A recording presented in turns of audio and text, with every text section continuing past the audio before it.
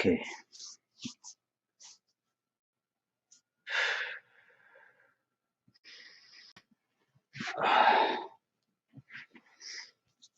Before I start here, I just want to get my bearings.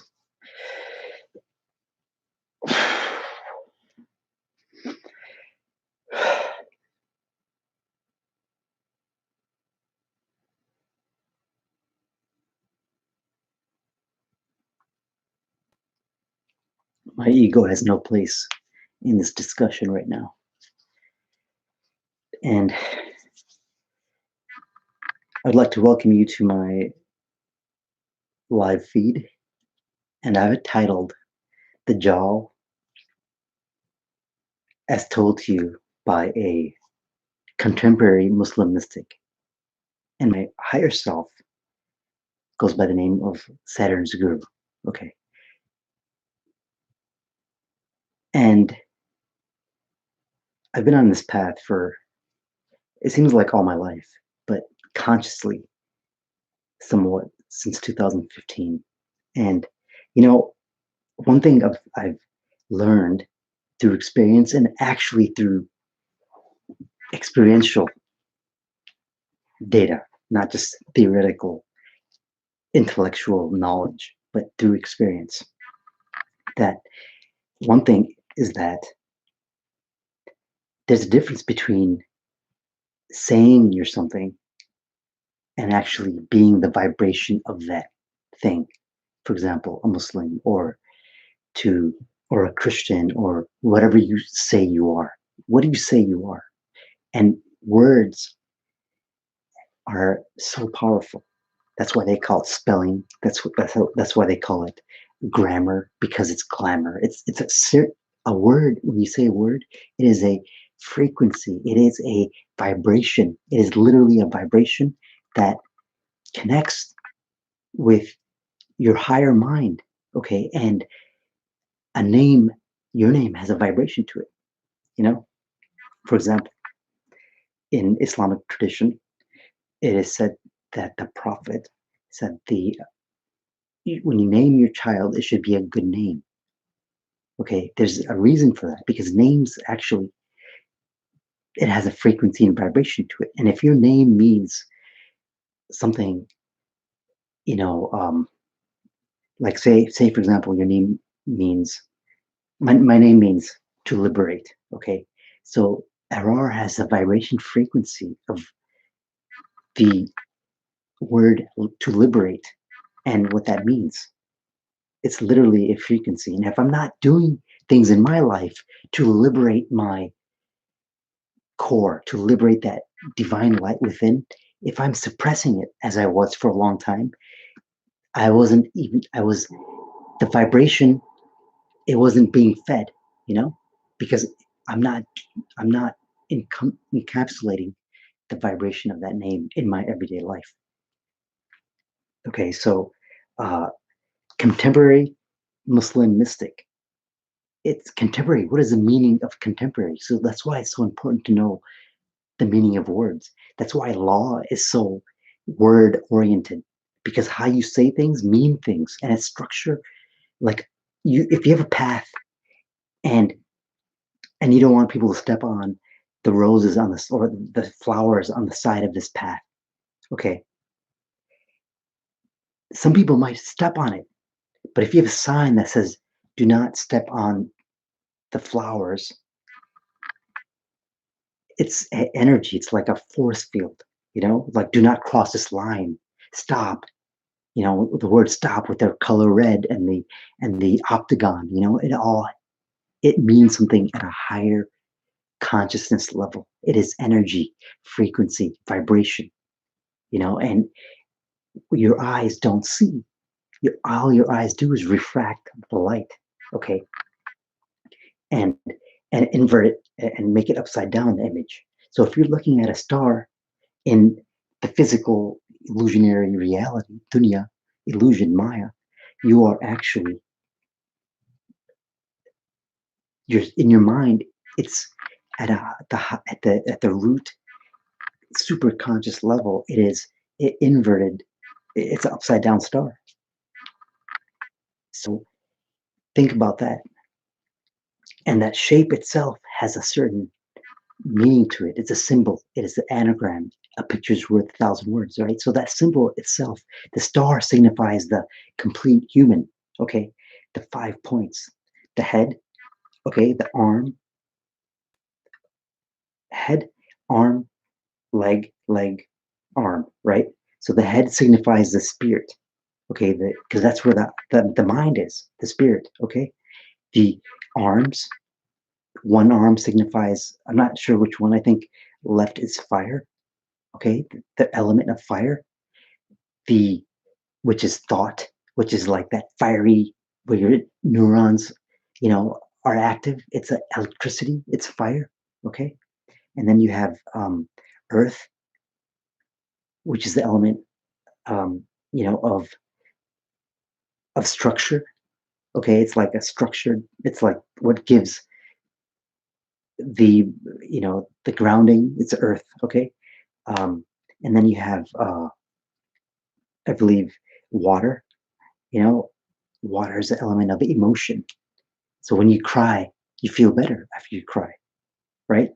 The pain, like when you're in pain, if you're like, oh, I don't cry. If you're in deep pain, you're gonna cry, and those literally the tears are taking that vibration state, the agony and the added agony. It's in your tears. That's why I feel better when you cry. And you know what? Not too long ago, I did not because of this coronavirus thing. It's something else, but it just let out. It just made my heart so light, because I let the emotion that was kind of festering inside. I let that out. It's literally energy. Okay. And then you have wind, which is thought. That's why when people smoke, I get high because they're going over to a higher thought. Okay, as in like not caught up in bills and the lower thought of like emotions and thinking about your day and all that stuff. That's not the thought I'm talking about. I'm talking about. But then if you don't understand these concepts and you just get high, for example, your thoughts will just go up and you won't have any grounding. It's not like you'll be like a separate person. And then when you're done, when you're not high, when you're not drunk, you're a different person. You know, it's like there's no grounding. So there's ways for people to get to that state where you see the illusion of reality, where you see it's learning the different occult. It's learning numerology, it's understanding energy, frequency, vibration, and consciousness. And what does it have to do with the job, right? So being raised Muslim,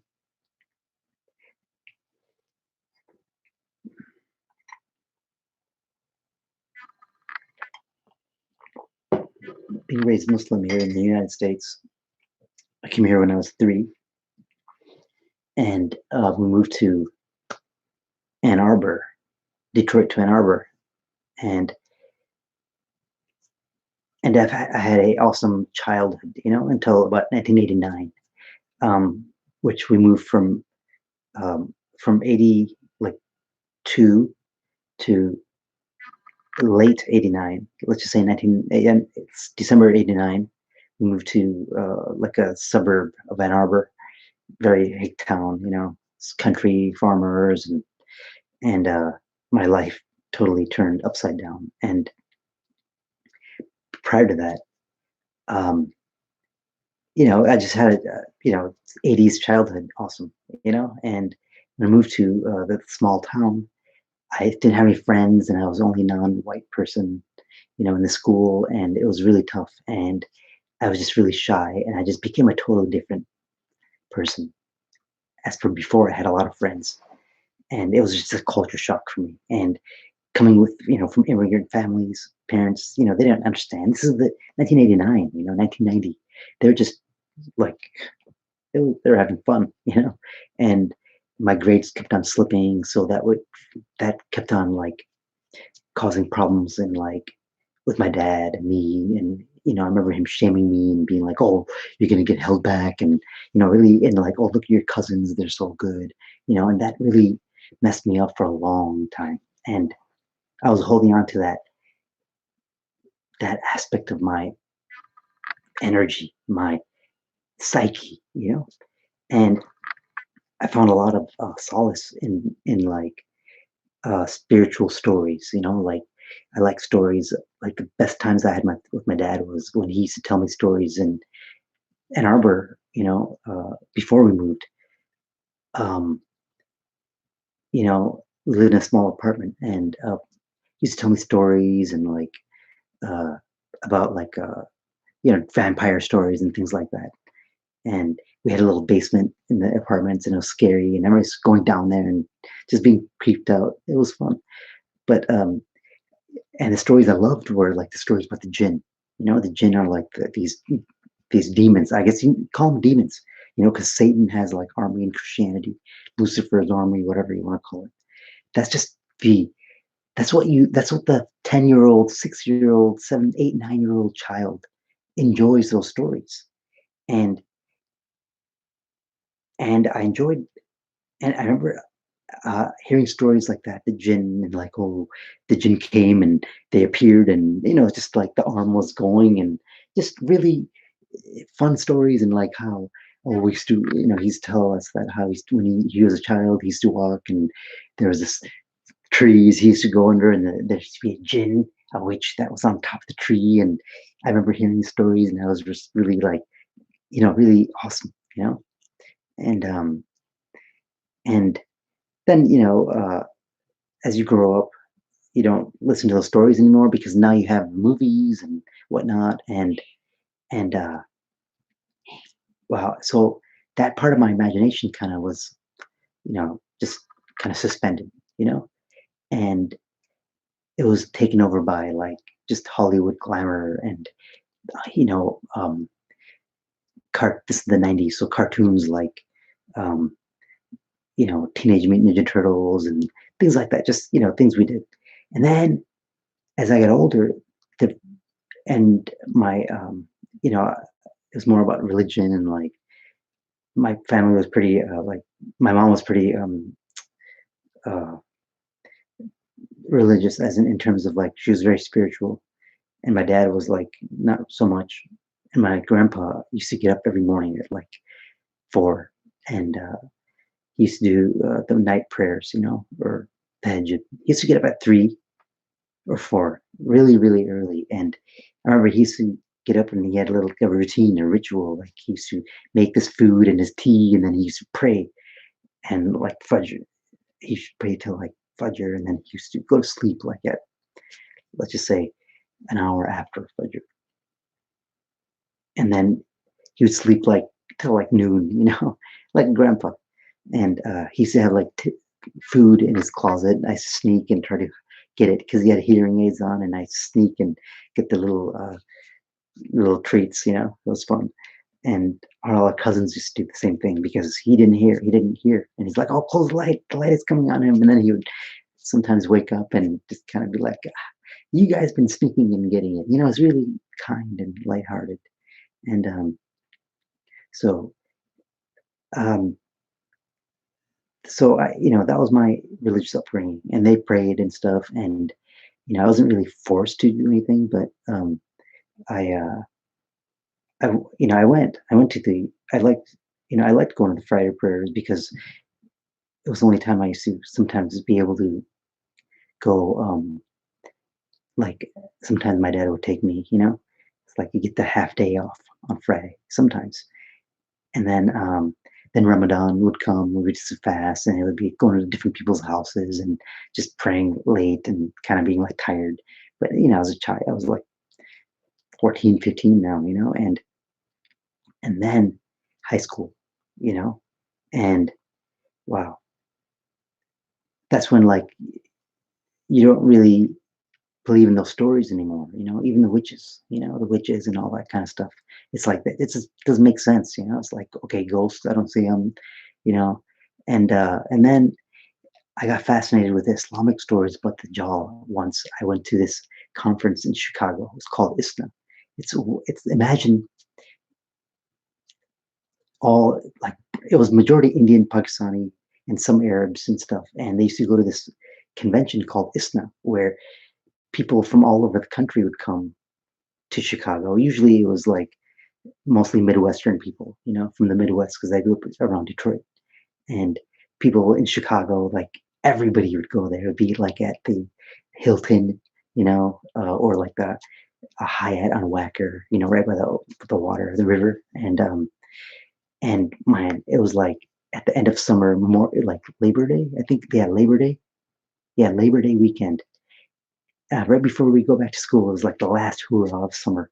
And man, and it was so fun because it wasn't like a religious thing because you had like it was religious. It was like lectures and convention type of environment, and people would rent hotels.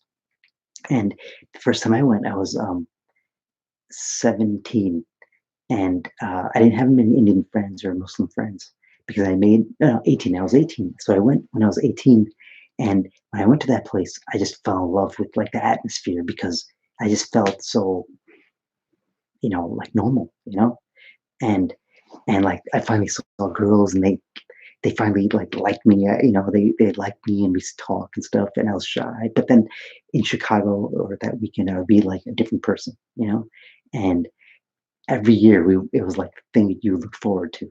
There's like 40,000 people, and imagine like people just hanging out in the hotel lobby and like it was just like those songs and like from Puff Daddy, like the hotel lobby, like literally hotel lobby talking for hours until the sun comes up. And then the next day you meet her again and then you become like friends forever and you like each other, but she lives in, some other state, it was just a freaking, and and the only time you can only communicate via like long distance phone call, there's no cell phones back then. But one of these isnas, the first isna I went to, that's when I started getting into somebody was telling about the story about the jaw. And I'm like, what the hell is a jaw? It's like, yeah, it's this thing that comes during the end of times. And it's like, it has one eye. It's blind in the right eye. And it has, it's like, muscular, but it's not human, but it looks like a human. And it's not, it's like a test upon mankind. And it was like that's about it, man. The jaw will be like this powerful, like it'd be basically they're talking about like a one world or a government type thing, and like the like Illuminati type kind of talk now. And then they talk about these secret organizations and they're like they rule the world and then they started talking about like the signs of the day judgment because the jaw information is kind of like as an adult, when you think about it, it's like, wait, so there's a man that's actually, locked up, but he's going to be released sometime, and he's gonna be having these demons that kind of work, spies that work for him, and like, I don't know, it's like, and he has one eye, and he can do miracles, and for him, heaven will be presented in this door, but it looks like heaven. And when you go through it, it's actually hell. And then there's another door. It's like hardship and it's pain and suffering. But when you go through it, it's actually heaven, you know. And then getting into what I'm into now for the past 5 years, very uh, diligently, not like a weekend affair. This is not a weekend thing. I totally. It happened after like a rock bottom situation in life, Um, long story short, this is turning into a really long discussion about the occult now and metaphysics, my story into the occult, and how I call myself a contemporary, meaning, what the meaning of contemporary is. I'm going to go back around now, talk about energy, frequency, and vibration in names. So in the beginning of this live cast, I talked about frequency and the energy of names and words and powers. Okay, so contemporary means living or occurring at the same time. Okay. And then the second meaning is belonging to, okay, get this, belonging to or occurring in the present. Belonging to or occurring in the present. Okay, so you belong to the present and you occur in the present. As in, am I sitting here and thinking about the past? When I'm talking to you in the stories, I'm occurring because when I'm thinking about those things in the past, I'm reliving those energies in my mind and the emotion state. And if those emotion states, if I wasn't healed from it, if you're not healed from your emotion states from the past, and thinking about, if I'm thinking about that stuff in regret or anger or bitterness or guilt, then that is the vibration I would be feeling in the present. So you can think about so that's how we live in that emotional state. So how do you raise your vibration in the physical when there is no past and there's no future? There's only the present, now, now, now. It's because because our, not society, but our soul, our divine higher vibration, the divine that is animating us, because all power comes from the divine, right? All power comes from Allah. That's what Muslims are taught, every single thing. So if I'm happy, happiness is not mine. It is the divine's. It just goes through me. And the physical self feels happy.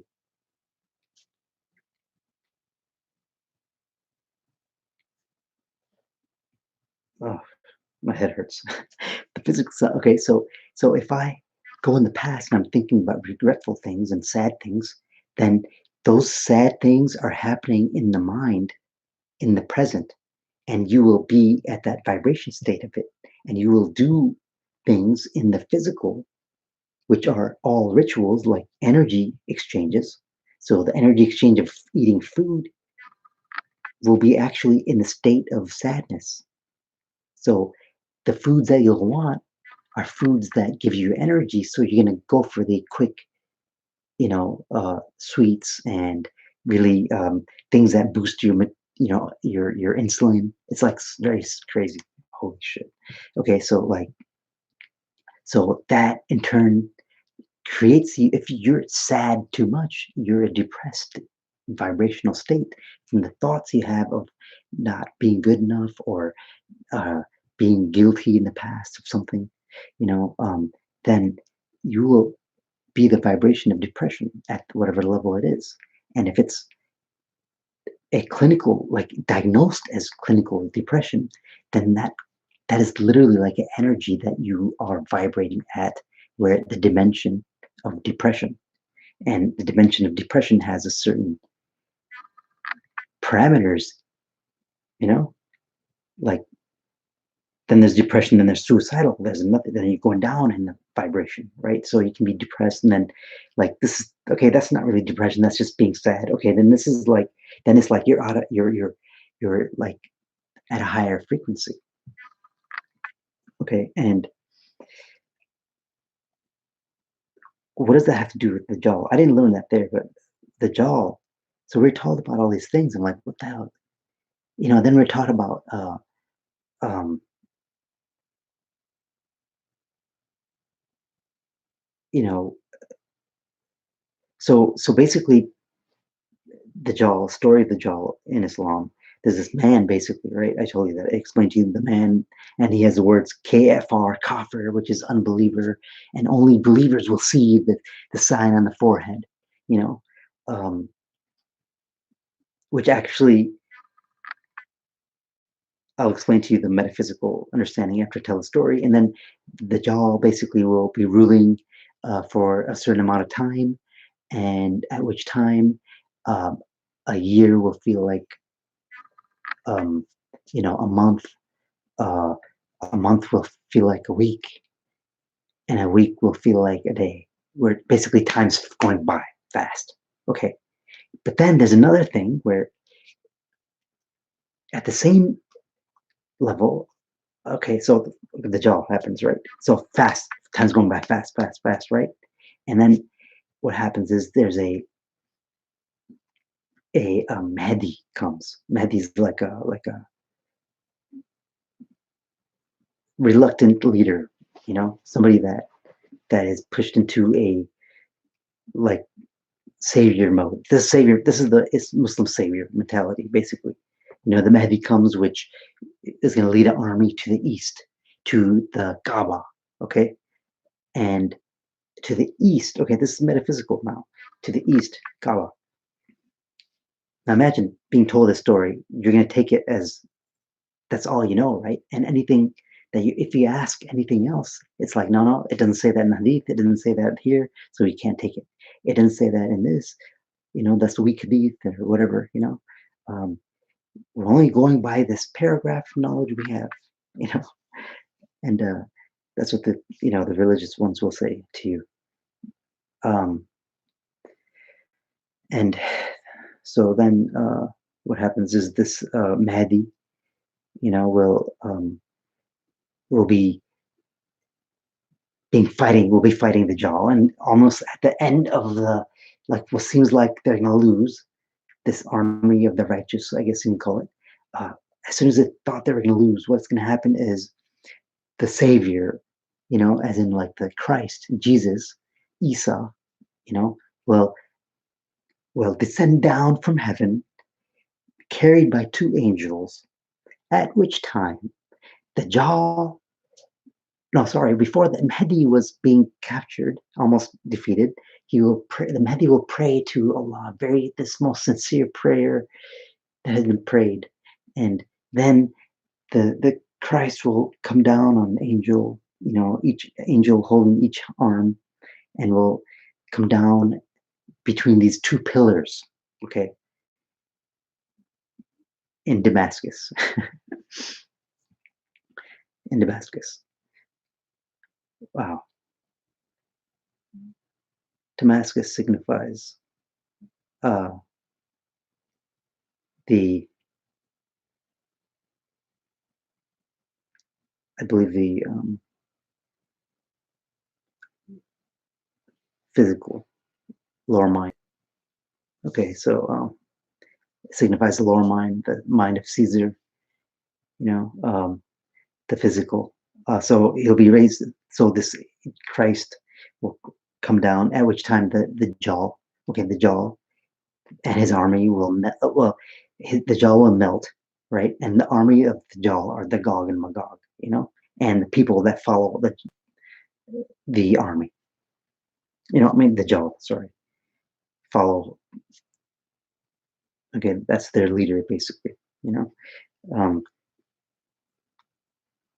or that's their god. That's what they believe their god is, and 99% of humanity will be behind the Dajjal, and will look at the Dajjal as the Christ.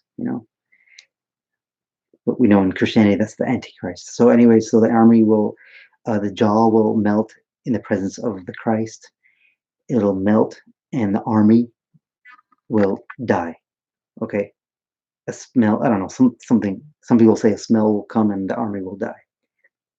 But then the rotting smell of the army dead, and the people dead, the whatever, it's going to stink up the air.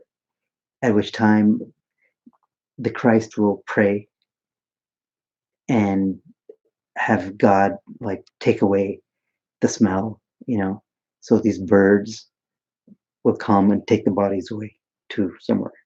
you know, and then what'll happen is uh, the the Mahdi will say, "Please lead the prayer." You know, I don't know what prayer it is. I think some say it's Fajr, morning prayer, um, and he'll say, "Lead the prayer, Jesus or Isa. Please lead the prayer." He's like, "No, um, I am not here."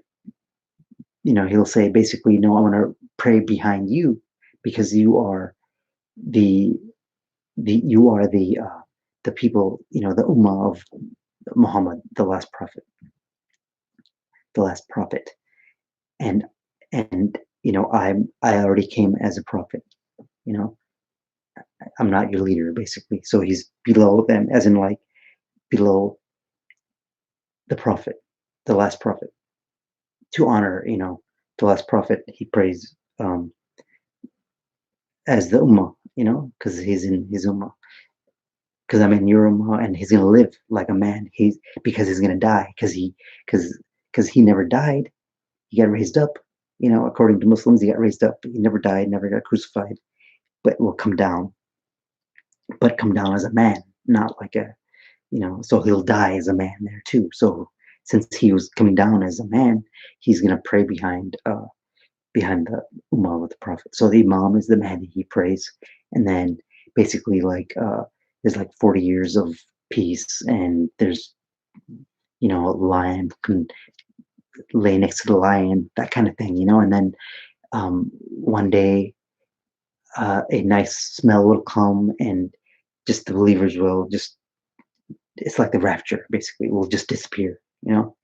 It's almost like if you take the Christian story and the Muslim story and you put them in a blender, there's no differentiation, you know. Uh, now, now here's where the problem came around. Every time you question imams or anybody, which I did back in 2015, 16, 17, 18, 19, until about a few months ago, I stopped talking to them. As in, like, they stopped talking to me.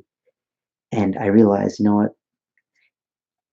I'm just not even gonna like care because I know they don't know. It's like I guess I just wanted them to kind of like ask me, "Hey, please tell me some occulted information." That's not gonna happen. And so what happened was I used to ask them like, "Okay, tell me about the like." I'm like after I got into the occult information, which energy, frequency, vibration, and then the Kaaba, the Ka and the Ba. The Ka is the bod and is the body. The Ba is a spirit, and um, yeah. Let me see here. The Ka is the body. There's a thing here. I have my Ka. Ba.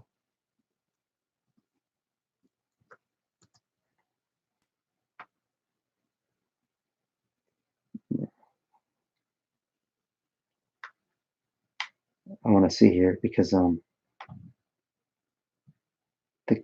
there's actually something I have saved here. Okay, here we go. Okay, here we go. In So it's a cubicle building in the courtyard of the great mosque in Medina. Sorry, in Mecca, containing the sacred black stone.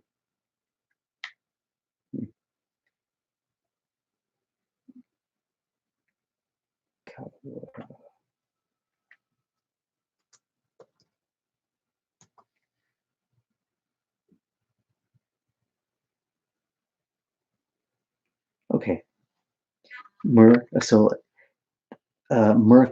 Okay, Merkaba is the light body. The same. It's the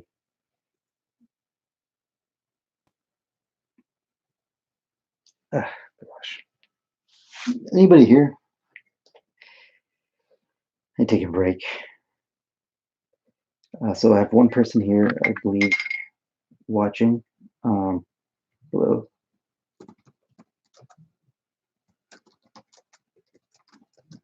Um, Hello, where are you from? Okay.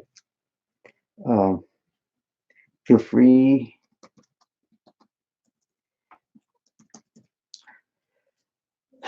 Okay, so let me just get my bearings real quick.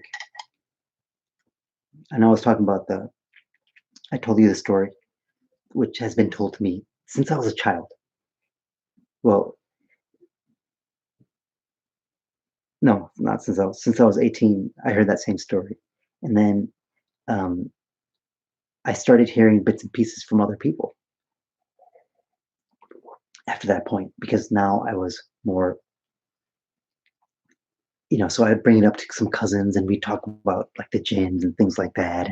And then we didn't get all scared because we're not supposed to talk about the jinn. Then I'm like, what is magic? Why is it bad? It's like, oh yeah, these people do black magic. It's like, what about the Prophet Solomon? He controlled jinns and demons, right? The demons of the Goetia. He controlled the demons, 72 demons, and they were like his servant. And then the story of him was so amazing to me. And I was like, that was my introduction to actually magic was that story. Um, and I was like, how come he's allowed to, And then he's like, oh, because he's a prophet. It's like, well, what do you mean? Like, what is a prophet? And questions like that. And then, okay, then the last prophet, he at one time he was praying, and this jinn was doing something, and so he tied it to a post so it couldn't make any um, noise or something. And then uh, and and the believers are like, what are you doing? The people, his companions were like, what are you doing?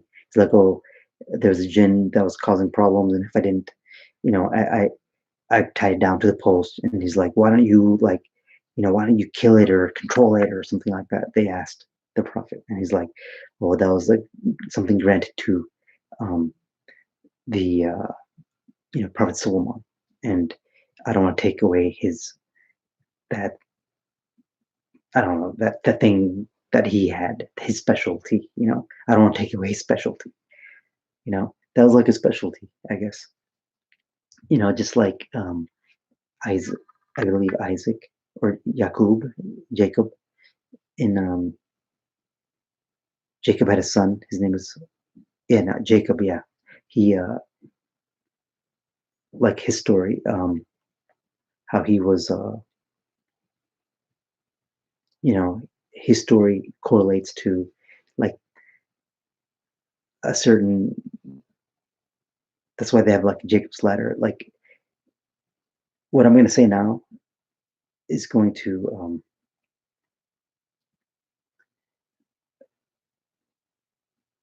make sense only if you understand the nature of reality. This dunya, this illusion. There's a. It's not real.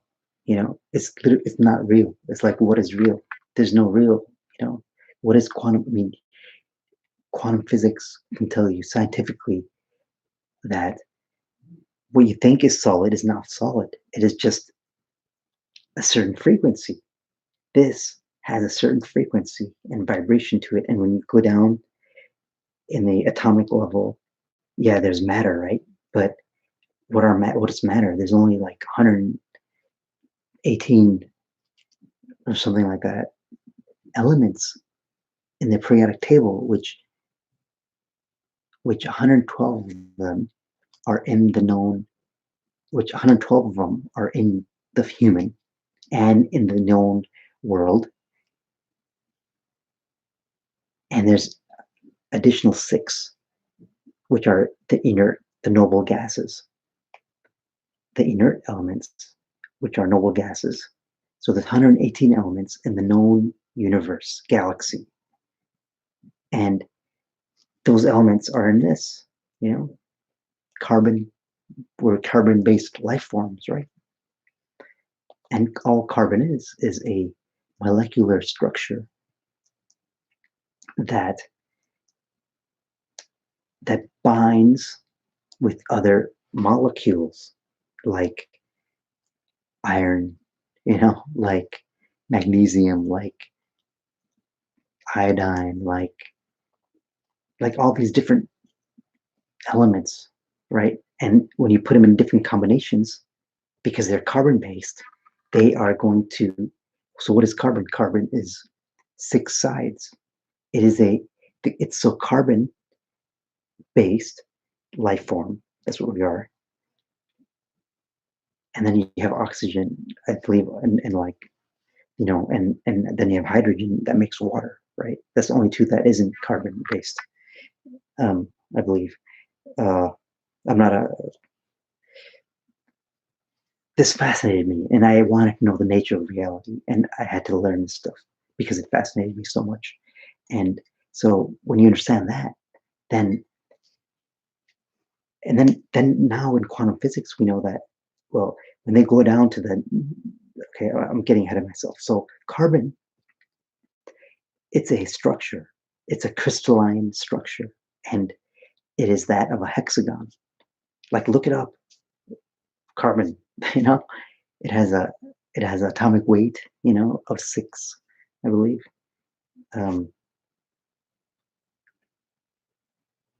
And so that's why, like, Christian, you know, I don't know, belief. I don't know if it's a belief or something, but it's 666. Carbon. And then in Islam, I forget to say. So the equivalent of that in Islam, of the beast, is literally the beast. There's a beast that will come out of the earth, which is separate than the jaw, mind you. The jaw and the beast is two separate. In the Islamic mythology, or whatever you want to call it, they're two different things. The jaw is this person, with the eye, floating grape, and only sees through the right eye. Okay, yeah, he only sees through the right eye, and the left eye is blind. Okay, he only sees through the right eye, and the left eye is blind, and it's like a floating grape. The left eye is blind, and the right eye is like a floating grape. That's what it is. Okay, and and he's ruddy and muscular in complexion, and so the beast is like this.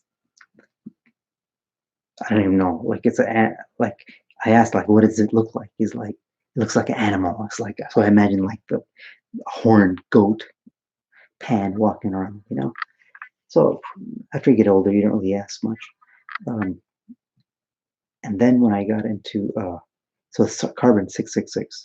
So the Kaaba is also a hexagon, because if you take the Kaaba, which is a cube, and you put it on an angle, the silhouette is a hexagon.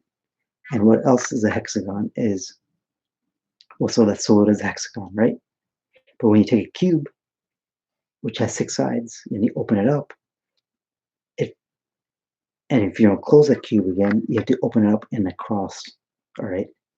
And the points of the triangle facing up, which is the masculine principle.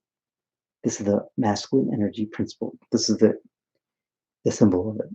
And then down is, I believe, it's the feminine principle. And when you combine them together, it forms, the points form a hexagon. So there you go. All 3 monotheistic religion. That's what I'm saying. I'm not saying it's a hexagon. I'm saying it's carbon, right? Carbon based, So it explains carbon, and the beast. So what I'm saying is, the beast, if you don't have this knowledge of the illusion, and know that, and you're separated from that core soul inside, then you're just a variation of a beast, right? Not like a beast as in, like, you're living on your emotional impulses. You're hungry, you just eat. You get triggered, and it's like a reptile. It's like a reptile. Then you have like different animals, right? Like, but basically like a beast. And that is, then when you go past that beast stage, then you are a intellectual kind of like human, and you're all about survival. You're all about, um, you get scared easily. All these things, right? You think with the right eye. I mean, you only see with the right eye, meaning you only use your left brain. See, the right side of your body is controlled by the left brain, the left lobe, the left brain. And that brain, it's the analytical mind. It is the editor, it is the critic. And so this is what it only sees with. And the left eye is connected to the right side, the left eye, left side uh, is the left eye is to the right brain, which is the feminine, the known as the divine feminine or the feminine mind, the feminine principle, feminine energy, which is feminine, which is okay. What are something women can do? They can have babies, right? They can create life. They have a womb, and when you're born from darkness into the light. So um, the the feminine principle is imagination, creativity, sympathy, empathy, creativity, right? Um, because if you want to create something, you have to use your imagination. And then, depending on how much the critic is under control, it's going to either be what kind of critic you have, what kind of left brain you have. If it's in conjunction with this on the same page, then what it can create is amazing things. But if this is dominant, if you're dominant in your left brain, more so, like, then you're going to suppress your creativity. You're going to conform. You're going to be critical of yourself and not do that thing you had a desire to do. And, because you're living in logic, living in, okay, I can't do that because I want to make money, or oh, I'll lose money, or I can't invest in myself because I don't have time. It doesn't want you to expand your knowledge because it doesn't. It's the ego.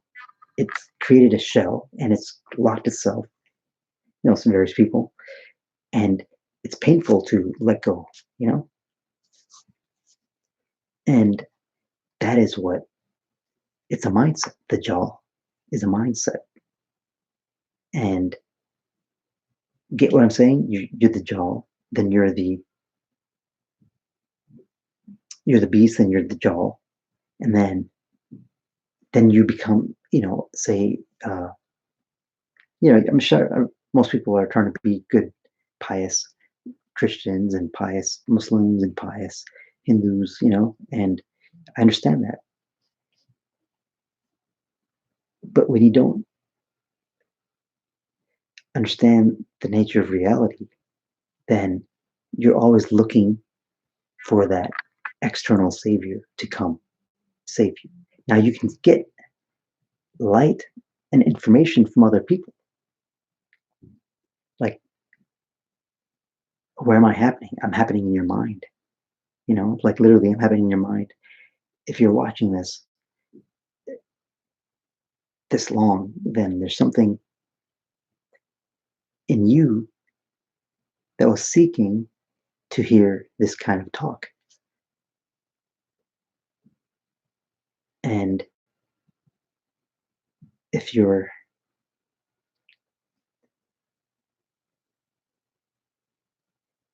if you're willing to comprehend this information, it will crack the way you see things. And I suspect if you're watching me this long, then there's been synchronicities and events happening in your life, even before this coronavirus. And now, since the coronavirus, it's kind of broke that, that naive kind of hold institutions had on you, where you're like, what the hell are we doing? What am I doing? And, what am I going to do now? And you're worried. And then you're like, well, if you believe in God and you pray, then everything should be fine, right? Then if you're in that state of worry, then why isn't it?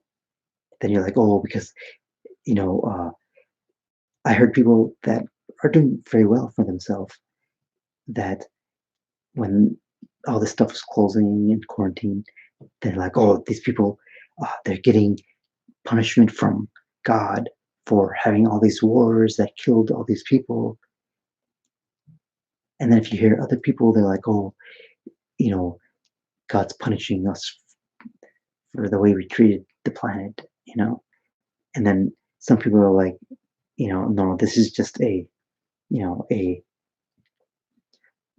virus that we have to control, and the government is doing what they can, and they have to do this, and you know, um, then there's people that are just like genuinely like, I don't know what's going to happen to me, and no, how am I going to pay my bills, and you know, my phone bill is going to be cut off, and my rent, and it's like if you think about all this stuff happening, I mean, who? And then you correlate all the things that are happening and that are going to happen. It's all been kind of explained in religious scripture, but there's no past, there's no future, there's only the present. And the present itself is just illusion. Then on top of that, there's stories about these prophets, like Prophet Solomon, controlling the jinn that control the weather, so he can, he had a jinn that brought the throne of Sheba, which actually in other in more stories of like the because I studied Kabbalah, and as a Muslim, and I have my string here too, which I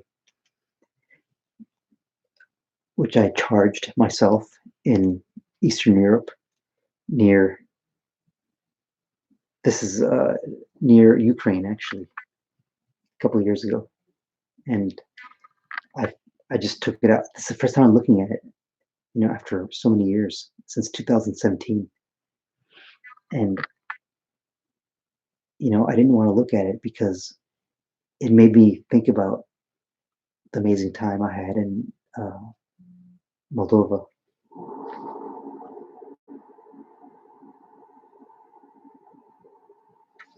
And I just didn't want to be in regret. And I've done some healing. And now I when I look at it, touch it, it gives me that energy, which is energy, literally energy, right? So then that's another thing about energy. Say for example, you're, pre-quarantine, you're on a Friday night or Saturday night. Oh, hold on a second. Subi Anis, I love those. Hello, where are you from? Can you helpful perform the ritual? Yeah, a lot of rituals. Oh, rituals are everything. Okay, rituals. When you brush your teeth, you're performing a ritual because you're giving energy, okay, some kind of energy, the will, the want, and you're getting something in return in this illusion, and the return is clean teeth. So you put the energy of actually putting intent, brushing your teeth, but then it becomes such habitual, it becomes a habit. So most of the habits we do are actually rituals that we did all the time that give us something. So you might be in the habit of eating late at night, for example.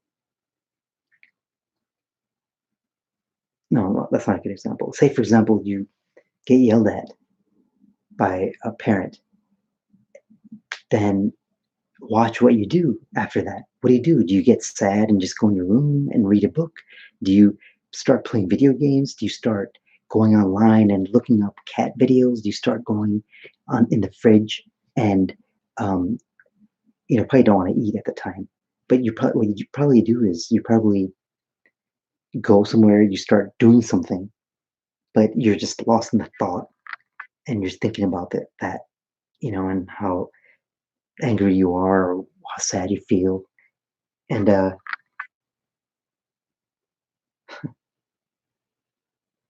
yeah, very insightful for your explanation. You are still working with God. Yes. God, no, see, I'm not anymore. Okay, so you understand, huh? So I'm working with all of them because guess what? They are all within you. And the key, you are the key. You are Solomon's key because you are Solomon. Now, if you, even scientifically, if you, uh, your DNA, they say, is shared from the first human. 99.96% of your DNA is shared with the first human. So, like everything, all people, the DNA is within us, within you. Okay, so, but for this carbon energy vortex with different energy centers of root chakra and the solar plex and the you know the the basically the growing area, which is your creativity and survival. They make me not sad because cats are cute. Yeah. Anyway, so I don't know. Let me say to you, yeah, I mean, you have to. So they're all within you, but you have to bring them out. See, and the only way you bring them out is through ritual. And for example, when I worked with Gaab, I was in Moldova. This is the same time when I did this. I exactly. So I have to pin, go to the Goetia, allow you to organize all your thought forms.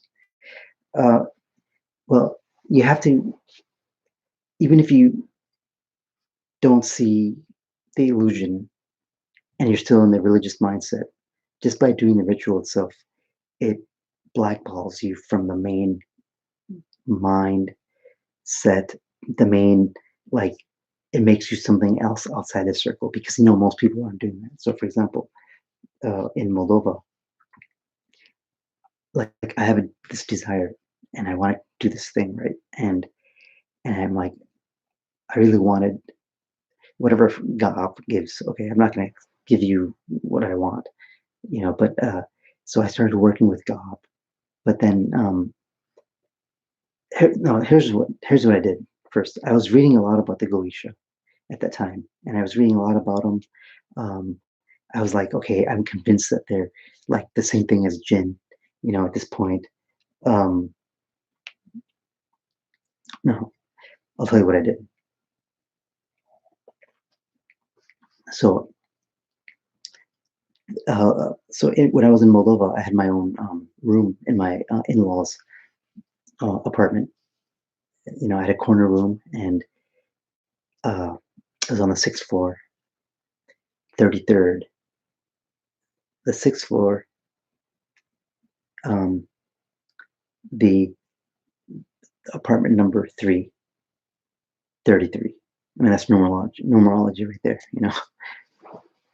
Yeah, sixth floor, sixth, uh, and then whatever. Okay, um, so I was there, and uh, I, I read part of I read the Necronomicon. Okay, Necronomicon. It was a channel like book by Crawley. Aleister Crawley, I believe. Um, and it's like H.P. Lovecraft. You know, um, some stories of his. But this one part, it was all gibberish, right? It was like just gibberish, and it said like, okay, if you read this passage, then this will happen, and I'm like, oh shit, So I made like candles and everything. I made it really nice, and it was really late at night, and I was kind of sleepy, so I read it then. I read it, and it was like a page of just gibberish. It was like Alna Pong Pati Seko, like really weird language. What? Yeah, H.P. Lovecraft. Yeah, H.P. Uh, and and so I read it, and and it was like, okay, I don't feel anything, right? I was like, I don't feel anything. I was facing the east and whatnot, and I couldn't feel anything. And I'm like, okay, this is kind of stupid, you know. But so I just fell asleep. Okay, I went to sleep, but that night I had the craziest lucid dreams, which I only had once before, and I was always trying to replicate lucid dreams, but it never happened. Except after I read this, it happened, and man, it wasn't that. It was like they came to me in my dreams, like one after another. It was Gahop and Clonic. That's what it was. Clonic. That's the first one I worked with, actually. Clonic. Um, and he came to me on a horse and this and that. We didn't like exchange languages. It was just almost like, okay, you called me here. And it was like, okay, yeah, I see you're serious, and that kind of thing. And, kind of like, I'll get back to, or you have my attention, that kind of thing. And mind you, before that, in Michigan, I mean, in before I went to Moldova, uh, I was preparing myself because I said to myself, I'm going to do a lot of rituals there. And a few months before, I was in my office and I stayed there for 3 nights. And a few months before, I stayed there for 3 nights. And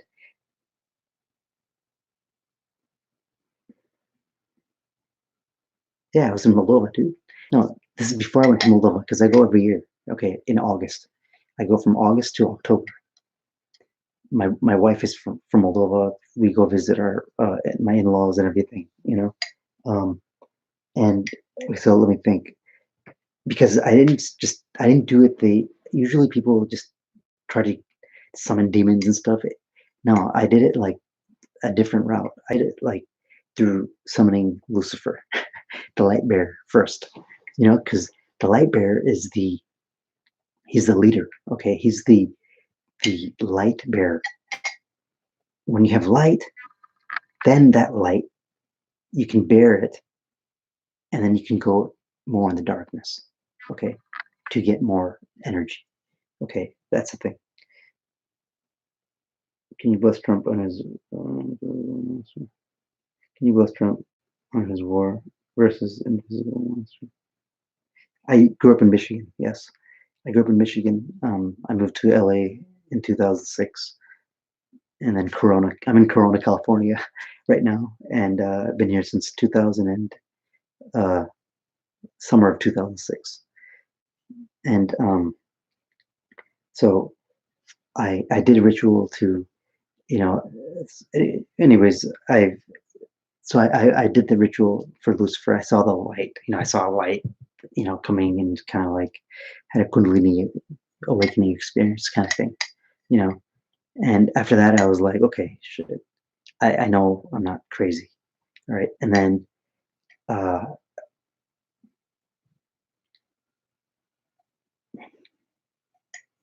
no, man, that's the thing. I was, I didn't, I was in I was literally in my office, very small space, smaller than this room. And for 3 nights, I barricaded myself in the office. All right. I literally pissed in a gallon. I had a gallon, and every time I filled it up, I put it back.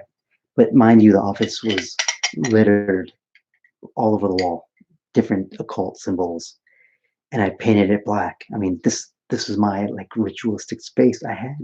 Like literally nobody came into my office, and on top of that, it was there's no window.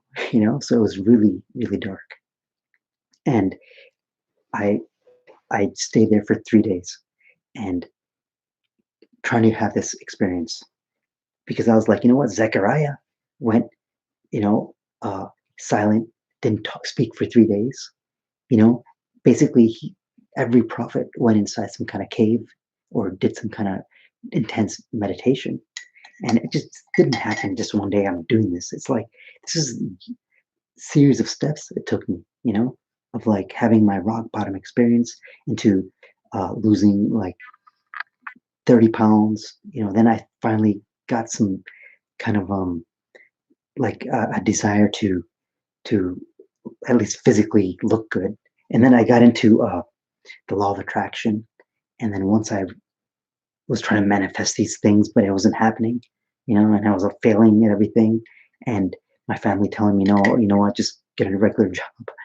You tried enough, you know. And then I kept on going, and then I got into spirituality because law of attraction was like, what the hell is, it doesn't make sense. And then what is affirmation and what is energy? It's like, but then that's where law of attraction ends. Like thoughts create things, and But then I got deeper into by a series of, it seems like coincidence. Like my friend uh, in LA, he was like friends with all these rock stars, like Lemmy, Lemmy is from Motorhead, like friends with him, and I used to go to we used to hang out like in the apartment for like hours, and he would be listening to a podcast, and I'm like, what the hell are you listening to? Every time I come, every weekend, you'd listen to some podcasts. He's a black guy, mind you, um, he had rock star friends, and I've known him for decades, since Michigan, and I just lost touch with him for a long time. And um, so he was listening to an occultist by the name of Brother Panic, black guy, and no, he wasn't listening to that. He had listened to this other guy. His name is like he started a documentary called Hidden Colors. I forget the name of the guy, but Hidden Colors, Part 1, Part 2, Part 3, and Part 4. I think he stretched himself too much at Part 4, but Part 3 was really it. I watched it and I'm like, wow, there is an occult history in America. There is, symbolism.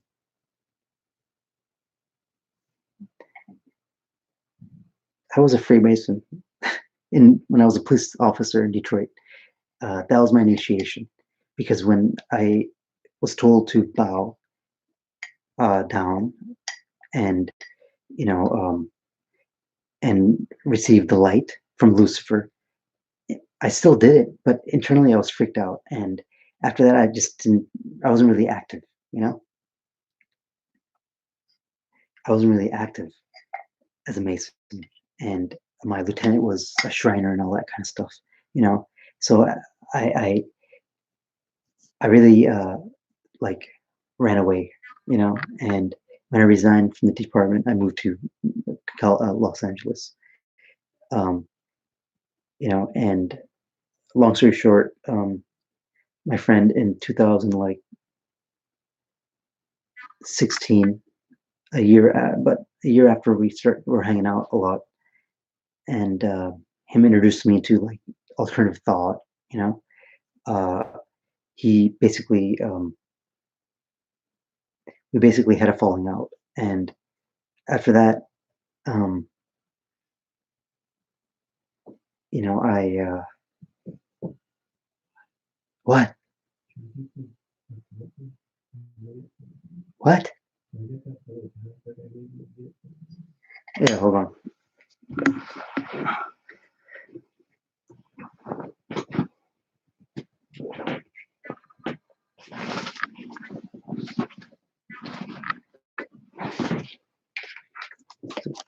Good book. Panic. Here.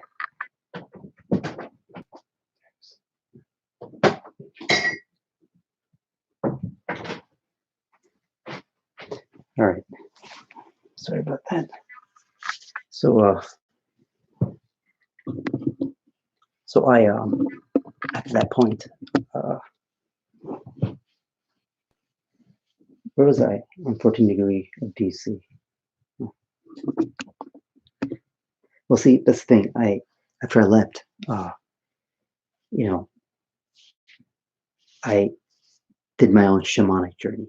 Okay, I did it myself, as in like through my own, facing my own demons, facing my own inner self, just not caring.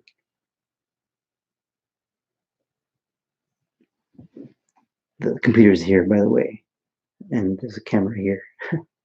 So I'm gonna try to read the comments. I bought a book over 6 months ago and still haven't received it. Oh, really? Well, you know what? You don't need it. You don't need it. If you email me, I'll send you some stuff.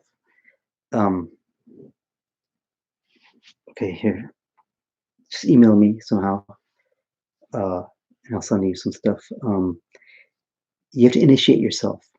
See, I was listening to so many lectures before I actually did the rituals. So when I did the ritual, um, something happened. I noticed that my craving for like knowledge became like insatiable. So I didn't read the books. I just listened to lectures so much, like all kinds of people, like astrology, numerology, and I became the expert of my own chart. I didn't do it for other people. I didn't do it, because I need to learn so I can control somebody. I was like, I learned my own chart. So I got astrology reading, and the guy sent me these things, but he didn't send me my chart. He didn't send me, like, he didn't explain to me my chart. He just told me, hey, here's what your sun sign is, here's what your moon sign is, here's your ascendant, here's your Mahadeva, here's your Rahu, and this and that, which was very, like, that was next level stuff. But see, I I found out how to do my own chart. And then it's like, what the hell am I looking at? All these numbers and these different, houses and D9 chart. And I'm like, what the hell? It's so overwhelming. And what I did was I figured out how to read it. And then from reading it, I can go on YouTube and now put in, okay, Capricorn, sun, you know, in the first house, you know, Capricorn sun in the first house. And then there's like tons of videos of people that are explaining it, but each of them are explaining it in different ways. So I listened to maybe 10, 15, 20 of them, not at one time, but throughout, like doing other things, uh, and then I'd be like, okay, I got a good idea of that, what that means now. Those my sun in Capricorn, means that, whatever, it's my brand name. My, it's what people see, and this and that. And it was really awesome. And, and then I listened to a lot of lectures, and I did read the books, but it's like, if the lecture, like reading books, how many books am I going to freaking read? It's still the same thing. It's like, I'm a visual person. I can see, I can hear, and that's why I learned. And then I started to, then I started to, you know, then I started to do the rituals.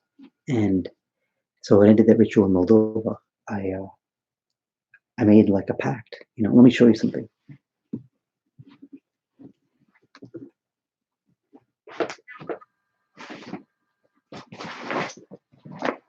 So this was the backpack that I took with me throughout Europe.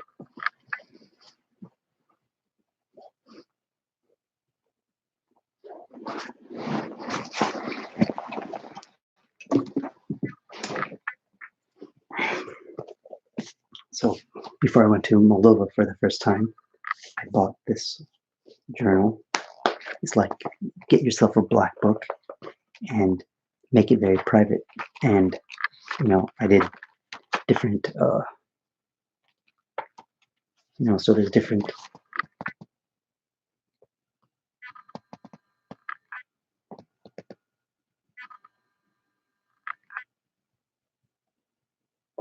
so,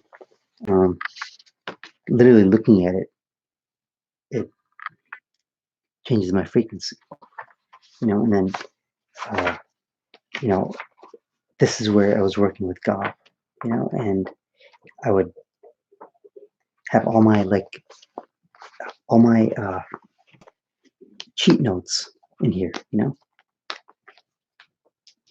and and I would have and I would take this everywhere with me in Moldova, and even have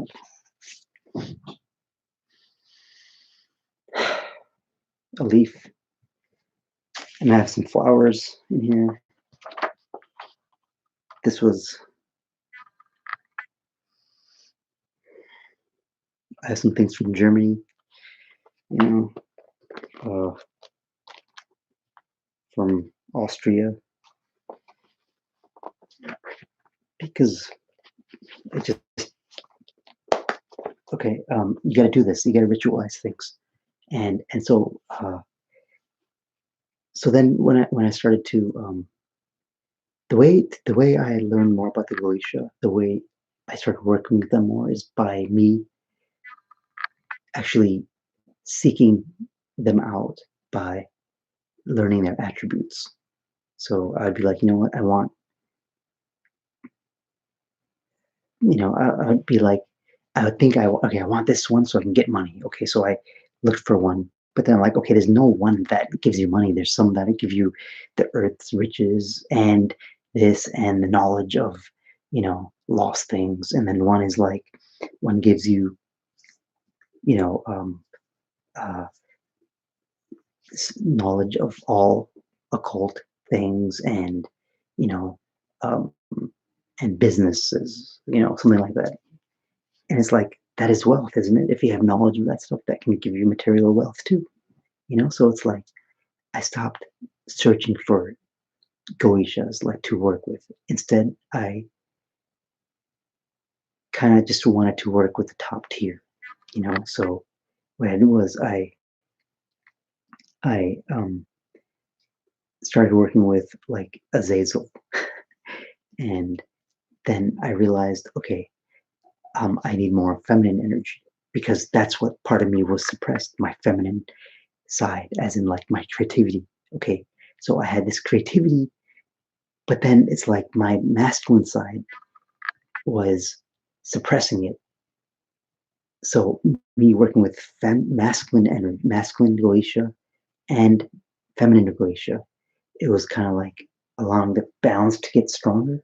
And then now when I want the creativity to just take off, that's when I started working with like more feminine ones, like Lilith, Lilith. And then I found out who's my demon, what Lilith is, represents the dark side of the moon. And then moon is like a feminine energy. It's like your divine feminine, it's like your mother. That's why when witches are known to go underneath the moonlight, because the moonlight is a different kind of light. It hits your body. It's a different kind of melanin. Yeah, I have worked with Santa Muerte. I mean, not in the I haven't worked with Santa Muerte in the Spanish sense, but I've worked with uh, the angel of death in like um, different yeah, like Kalima. Kalima is the destroyer. So I've worked with that energy in different systems. So, like, why would you want to work with Santa Muerte or Angel of Death or the the bringer of destruction? Because you have to destroy your whole old mold, right? And you got to destroy it, and it's like a good destruction actually, because you can't have anything new without destruction of that old. You know, like even when you have a child, your womb is your your vagina is destroyed. For females, right? You can't have life without destruction. You can't destroy. You can't have anything without. You can't destroy the beauty of an apple and get the benefits of it without destroying it. You know, but that's life. And but that's a good destruction, right? It's a good destruction to get happy, and that's where the balance comes in. So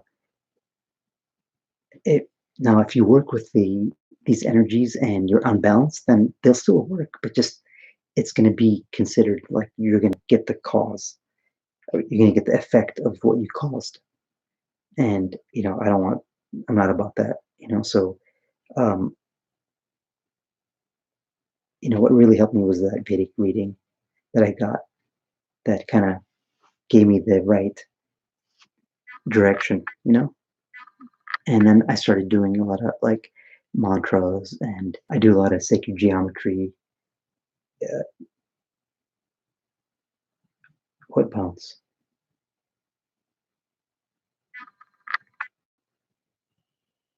The death change. What bounce are you talking about?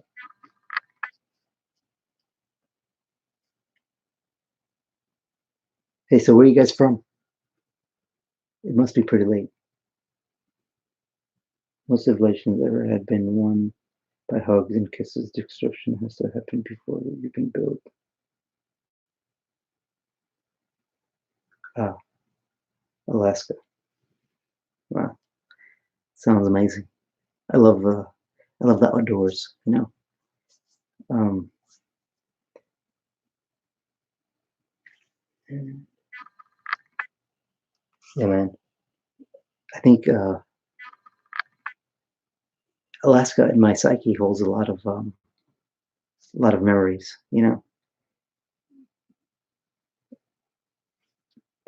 What?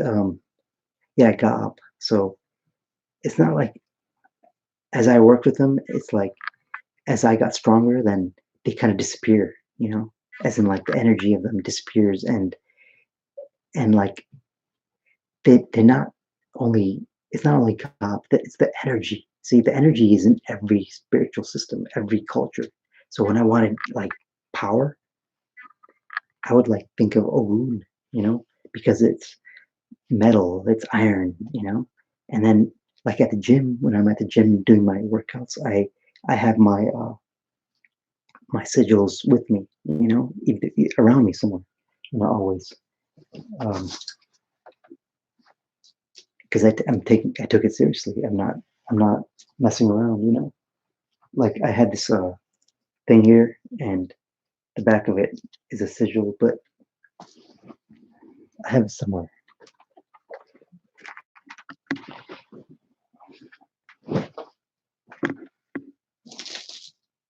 That I put in that little bag, you know, of stones. Oh, you're from Michigan? Where in Michigan? Man, it's gotta be like 4 in the morning in Michigan.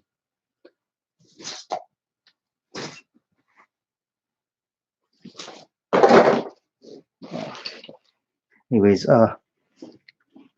it's getting kind of late here. 1 o'clock.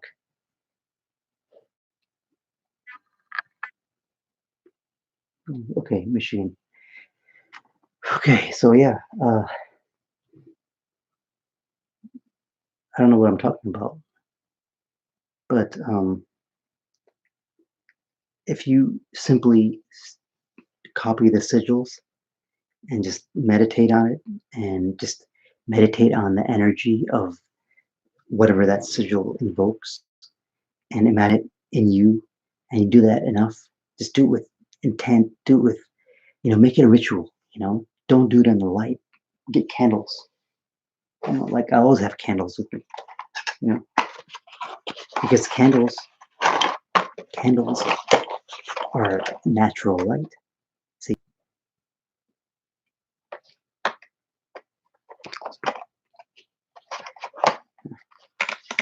they're natural lights, and and the more you are close to that natural feeling state, the better it is. You know.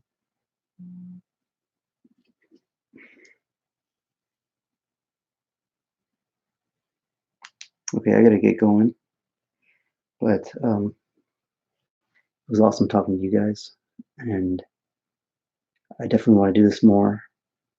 And next time,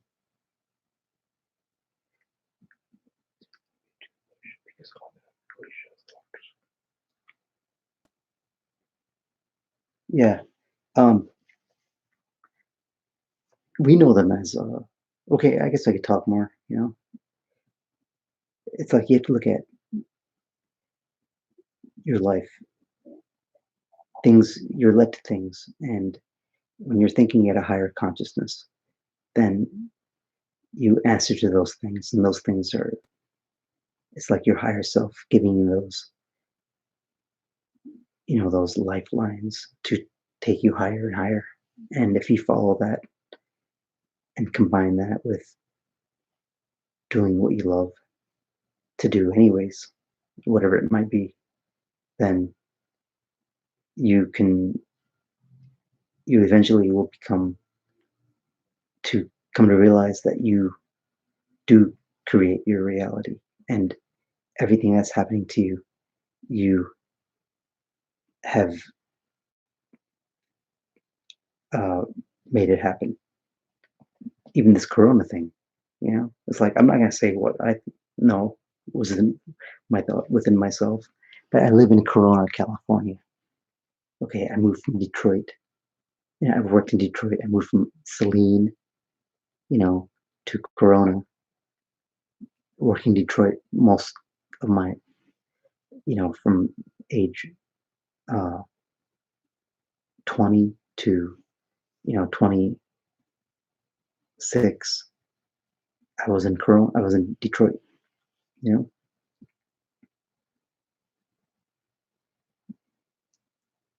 Krill up that you can. Yeah. Yeah, man. You can meditate with the eyes. You can meditate. There's no rules, see? Now the thing is, the more you're worried about following the rules only, you're gonna be too rigid. What you want to do is you want to be comfortable, and the rules are there to give you some kind of, you know, idea. But the thing is, you can once you get strong with the foundation. I'm showing upwards, and I don't know why. Yeah, it's like, you know, and the thing, people that are in religion, they're so stuck in their dogma that if they see anybody else doing something different than them, even in their group, they're going to get upset about it because it's like the ego wants people to be okay with it. It wants to do what everybody else does to feel normal. And the more people are thinking like you, the more you feel better about yourself. Can you please help? Oh, it's hot.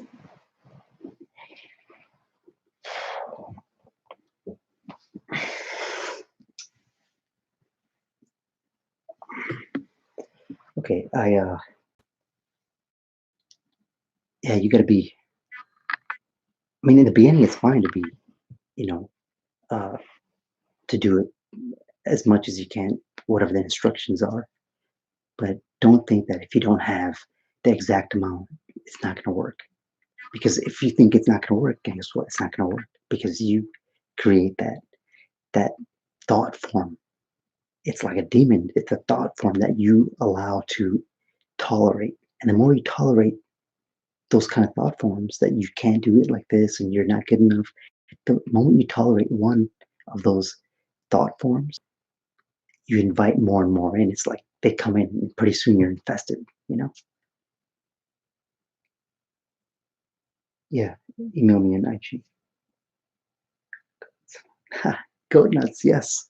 I Dude, that was in Ohio. That was like at my that was at like my stage where I was suppressing myself the most. And dude, I had a medical business there that, you know, anybody else that was totally like into the material illusion, all that stuff, which is whatever. They'd be making like 50,000 a month. I had a medical supply company with state licenses, Medicaid license to bill, and Medicare, and all these other insurance companies, and it was full of all these Indian doctors, and I could have been making this much month, but what I was doing, I was like, I couldn't sell. I couldn't relate to those guys. I just wasn't good at. I wasn't good at lying and BSing. And I was just too into wanting to do something else, and I was just doing it because that's what I was told to do. And I was making enough for the rent. I was making enough to pay the employees. I was making enough to pay my rent. I was making enough to sustain the lifestyle I had. And I was married. And but thing was, I was like getting more and more depressed, and because I didn't have any friends around me, it was like really, like I couldn't make enough money in my mind. I was like, oh, what the hell? Why am I always, why am I not making enough money? And it was like, all these thoughts were, am I good enough? And this and that.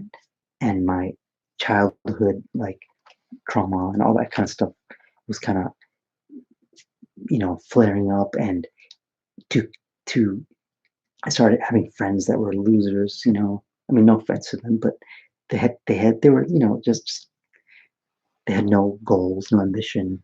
And we just smoked cigarettes and ate pizza every weekend. And I was doing that every weekend. And my wife was at home with the daughter. And it was just stressing out the relationship. And the thing was, I was making money, and nobody in the community was like, hey, do you need spiritual help? You need know how to meditate. No, it's like you pray, that's all you do. And if you do those things and you make and you have a career, then you're blessed because you believe in God. It's like, no, it doesn't work like that. You know, this world you can, and then things happening where, you know, it just, it, it led me to,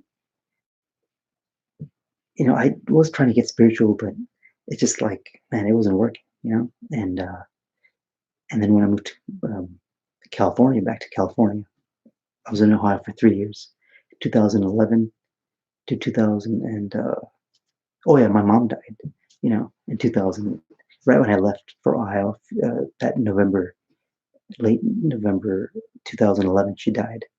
And after that point, I fell into like everything was okay, but it's like I'm making money, but I was suppressing the whole loss of a mother thing. And then when I moved back to California, I went back to the business with my family, my dad, who remarried, you know, um, and I was there for a few months, and he kicked me out of the business, and the one I helped start. And then from that, I started a medical marijuana delivery service, legal.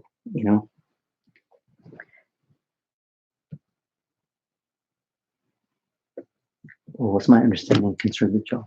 Let me tell you the story real quick. Um, so, so the thing was, I lost all my security. As in, when I did the business, I was allowed to stay at my father's because I didn't have any money at the time. And the business was okay. It wasn't enough to sustain myself um, because I was just not a good business person. I was always egotistical and just wanted to make money. And I didn't believe in marijuana. Like I didn't care about it. I thought it was just like whatever. But my business partner was really into it, and he was really like a Buddhist slash like born again Christian type. And and after a few months, we got in a huge fight, like argument, and then all these emotions came out of me. And basically from that point, like our relationship, our partnership fell apart, and I went my way, and that's when I had my weight loss and all that stuff. And then uh, getting into understanding energy, frequency, and vibration after all time. The jaw is basically represented in you as being the antichrist is basically something that if you're in your left brain all the time and you're not using it right and you're not cultivating your inner light, you're not going to activate your pineal gland, which is the stone, which is the Messiah. The Christ is what? The Christos, anointed one. Anoint. They used to do anoint. It's like, oh, what is anointed on me? No, back in the day, they took a stone and they would put oil over it, and that's anointing. So that's what the Christ is. So what do you mean? They took a stone and they anointed him with oil on a stone? And it's like, what the hell? No, it's freaking the Christ energy rises up. It anoints the pineal gland, and then um, you're anointed, right? But then you have to do the work now, okay? Because you're opening your energy, you're doing spiritual work, purifying yourself, and start reflecting in your habits. You can't say you're doing the work and still, eat like a slob, and live like a slob, because you're not doing the work then. Because your physical environment represents something within yourself.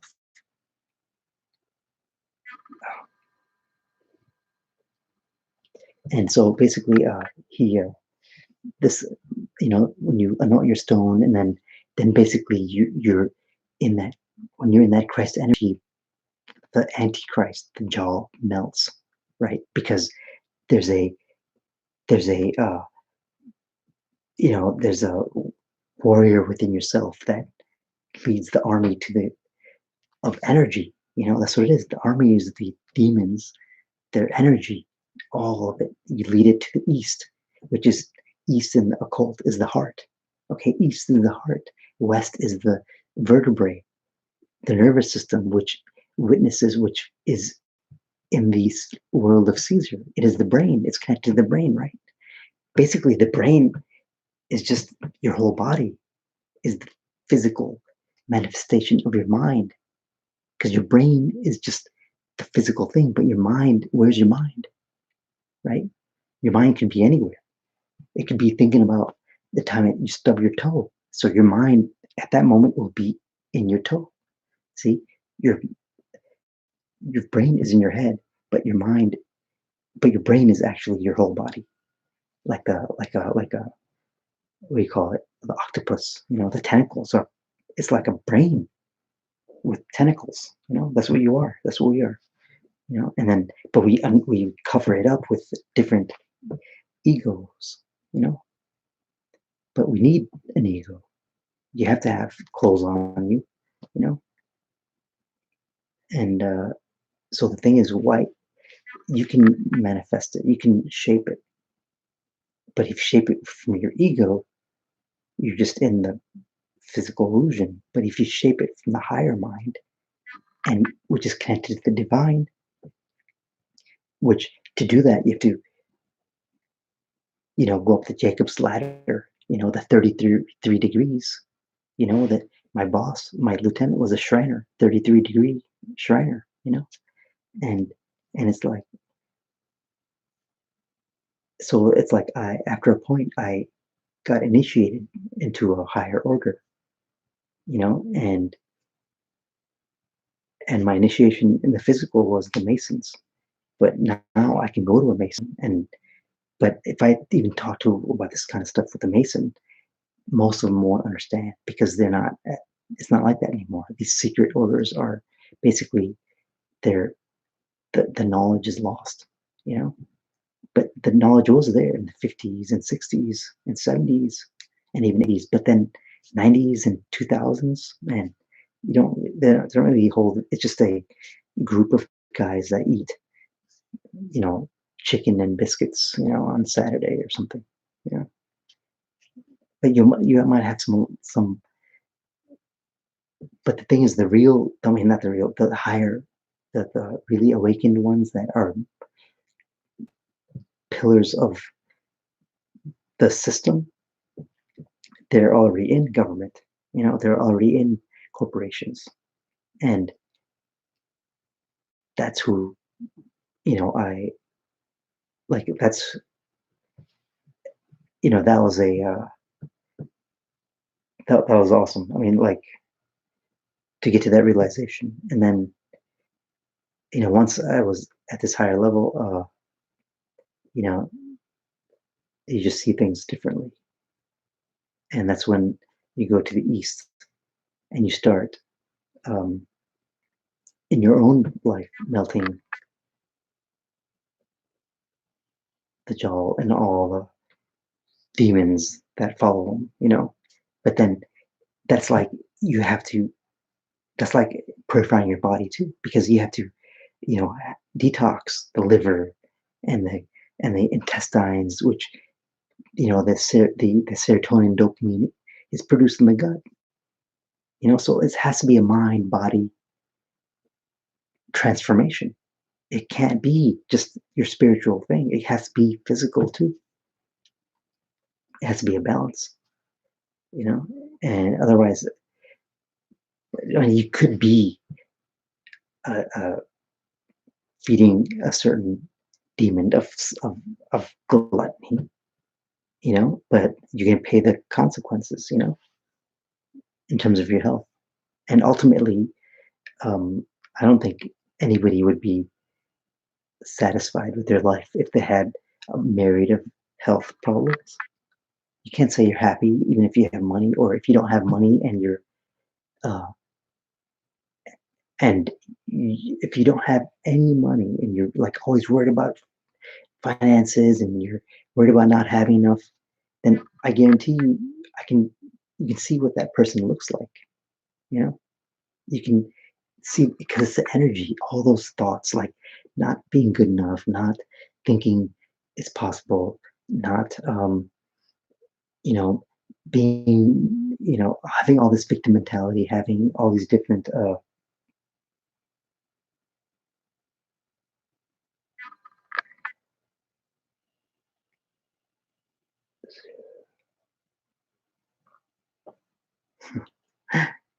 yeah, it's well, it's okay. I can't read this, but the Dajjal, the Antichrist. It's called the Dajjal. It's just an Arabic word for deceiver. You know, the Antichrist, which is anti, opening the third eye, having balanced third eye. Because I mean, anybody can imagine, even somebody that doesn't have open third eye can still imagine. I mean, where are you seeing anything in reality? You're seeing it. The pineal gland is the projector, and there's a projector screen, which is the brain, in different parts of the brain. And when the screen is active, where are the synapses happening?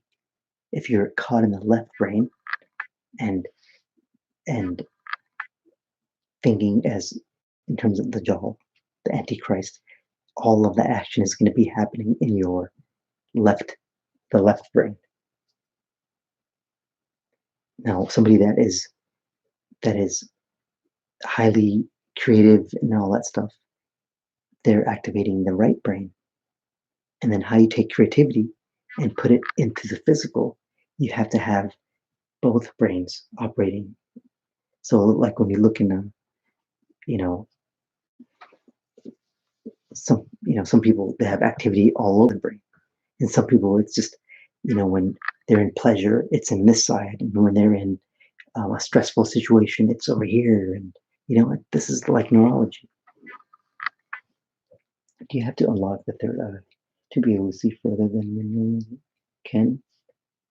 With not having the eyes closed, you can't see that much. Well, when you have your eyes, when you have your third eye calcified, then you're seeing only with your two eyes, which is you're seeing the illusion.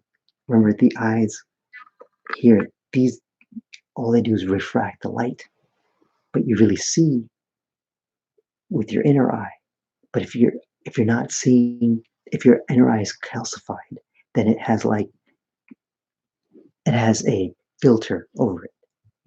This filter, it's like literally like that movie 19 They Live, came out in 1984, where the guy puts on, I have my glasses here, so imagine I'm seeing everything, right? And I'm seeing the illusion. I understand it. I see the thing. And when I put on these glasses, it says like, no, sorry. When I'm when I'm looking here, I'm seeing, you know, whatever. I'm seeing, buy this food here, and oh, do this. Uh, you should do this. Whatever the illusion is. And then when I put on these glasses, then I see like the truth, you know? I see that's a scam. I see that is just trying to get my attention. I see that person is, I see this food isn't that good for me, you know? So you see the effect of it, like you see, I see, okay, you know what? Why do I want, if I'm grabbing a donut, like, why am I grabbing it, you know? And it's like, it's not me, it's some urge in me that wants to, be satisfied because I just had, you know, a a good day at work. So I'm rewarding myself. See, it's like a habit. See, because every time maybe you did something good when you're a child, you got a piece of candy, you know? So now as an adult, every time you think you did something good or you every time you got praise, you treat yourself, or every time so it's kind of the same, but imagine putting that mindset on every decision you make. Now you can see the root of it, of where it comes from. That is having your third eye open, you know,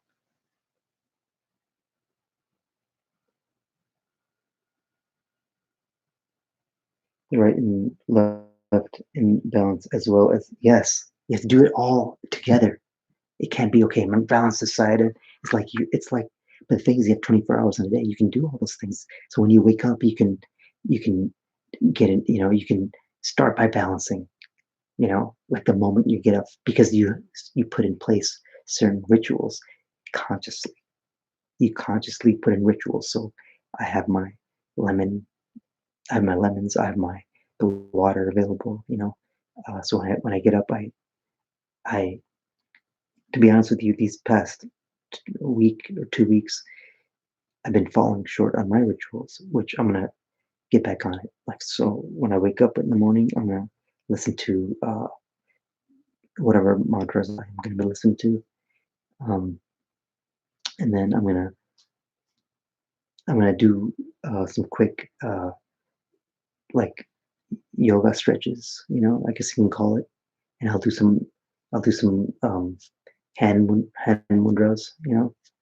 Like maybe like for a few minutes, and then while my water boils, and I'm gonna drink it with lemon and turmeric and some pepper and some honey, and while I sip on it, I'm gonna be, you know, uh, listening to maybe some, I don't know, I'll see tomorrow, and then after that, then what happens is I have to go to the bathroom, and once I go to the bathroom and stuff, I'll be wide awake, in beta mode, you know, um, and then what I'll do is I'll just when I have my coffee, then I'm gonna start doing my research. When I wake up, I don't just loaf around. I just go back on the internet. I'm gonna probably um, put some tags on this video and whatnot, and then I'll just, maybe like around 10, I'll go outside to the park and do some sun exercises in the sun, like with my weights, and soak in the vitamin D3, which is it's a vitamin D3 is not really a vitamin. It's really weird. It's just basically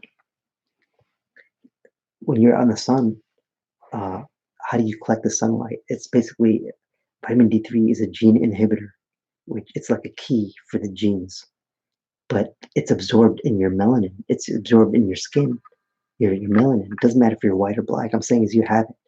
Some people need to can absorb it a lot more, and some people need to do it in spurts and whatever. So when you absorb it, the melanin, um, you it's like you have that energy in there in that dark matter, you know, and it's stored in your pineal gland. And then the vitamin D3, um, it's like when you are in a state of calm and peace, and you're not thinking about your security, not in fear. You're happy, you're grateful, you're breathing the air. Your genes are like an accordion. Okay, your DNA strands, they are going to be spread out. Okay, and at that state, they're spread out. The vitamin D3, the light, can literally, when it goes through the strands of the DNA, uh, it unlocks certain, there's more to go through now, because it's spread out. Now, when you're in fear and you're in uh, fear of future and, or you regret of the past, you're depressed, you're heavy, right? So it's pressed. And this, you can't access that much DNA, to unlock. Um, I mean, this is quantum. This is like science. You can read about it. Like it's amazing. And then to think of it in terms of the occult, it's like you can think of it any way you want. You can think of it as DNA. Or you can think of it as two snakes, and then when you go through the snake, you're going through the portal, which is the two pillars. Joaquin and Boaz, polarity consciousness. So you want to go in the middle, so you can get both. So you can be in the middle. The middle path. It's like it makes so much sense. You can imagine there's freaking dragons. Every time you have a bad thought, uh, a dragon comes out of your your house, which is a palace in the mind, and it slays that thought. That is the best way to live your life, because then who says you can't? Why do you have to have it, in a way that you have to be taught? You have to be taught the ways of, those different intellectual terminology, like, or you can just refer back to your experiences in life and remember, like, oh my God, you used to love, you know, He-Man, and and you had a He-Man doll, like Panic said, you had a He-Man doll that protected you, and now you're adult. Now you can imagine that same energy protecting you, because it's all within you, and you don't need to get it from other people. You don't need other people's, you know, opinion. You don't need to be validated by other people. You don't need other people's um like other people's honor, because when you have the honor of the divine that is within you, animated through you, then automatically you will be the ego will get honor. It's like a default, you know. When you know your true self and what just know, then you don't have anything to worry about. And even if somebody came in here and shot me, I wouldn't care. Okay, but I know that's not going to happen because I don't think like that. You know, I don't think. Like when I go out, what kind of vibration are you going out into the world as? As just a guy that lives here and that does these things, and or are you stepping out as I am manifesting my reality, and this was created for me, and the police force was created for me, and the city of Corona was created for me. Not in an arrogant way, but then if it was created for me, why would I take trash and throw it out? Why would I speed and blow red lights, right? Or stop signs because there's no one watching. It's because this is my creation. I'm going to honor it. I'm not going to be subjugated to it, but I'm going to honor it. And when you live like that, it's like, it took me a while, and I'm still getting tested.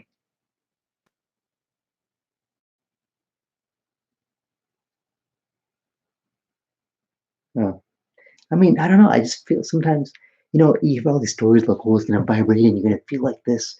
Like I do a lot of breathing exercises, like, like a lot of breathing kind of things. And And then when I'll be like, and then I'll stop, inhale, and in a yoga pose, and like exhale in a different pose. And it's like, what are you doing? You have like, okay, there's like 850 muscles. Okay, that there's muscle parts, all these different muscles that you have, right? A bicep, tricep, gluteus maximus, and all these, all these muscles. There's like 800 of them, right? And most people, they only utilize one third. Even active people, they utilize one third. They're averagely active. They only utilize one third. That's why yoga is it feels so good, because when you do yoga, you stretch muscles out that you normally wouldn't stretch out. So the more you get limber, the more muscles out of that 800, or you can access the energy of those. When you release the acids in those muscles, you release energy, build up. You feel lighter. That's why it feels so good. But you can be trapped in the feeling, oh, it feels so good, it makes my body feel good, which in turn makes me feel happy and less stressed out. And then you go about your daily life, and then you need yoga again because you stressed out again, and you need, oh, so stressed, I need to do yoga. It's like, no, it shouldn't be like that. It should be in a state where yoga is not a exercise. It's literally, the byproduct is exercise, but it's more of a union. It's like a union of your body with your soul. But then when you exit that yoga posture, you have utilized that energy, that good energy, into like knowing that you're honoring the body, but it's being honored by the divine, you know, and the body's honored, and it does these poses, and it gets benefit from that, and it gets you closer to that divine within yourself. That's what it does for me. And so I do that as I work out with, like, 5-pound weights, and I'll do breathing exercises, and I'll suddenly, like, when I release it, it's like a rush of like for a second I'll be like, like zoned out. And then in the beginning, when that happened, I used to get scared and kind of like wait, look for something to hold on to. But now it's like I almost get in a trance, and I stand there, and then once I'm out of that, it's like when I open my eyes, it's like I know I basically released energy of thought into the matrix, into the illusion, into the program, that is happening in my mind. And it's like me programming it more. So um that's what have you seen blue? I am that I am. You are what you think you are, you know, even in Islamic um, theology, it says, um, I am, like, it says, like, translation is like, I am what my servant thinks I am. So that servant is the lower self, and I am is the higher self that's connected. Have you seen Blue? Is it a show on Netflix? Is it?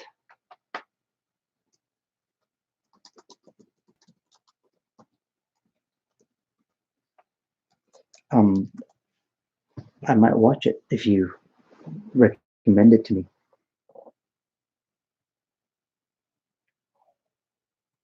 Yeah, so it's a process, and there are things to.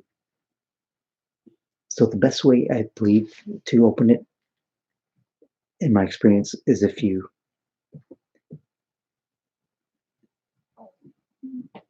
have to heal your heart, you have to heal your physical body, and you have to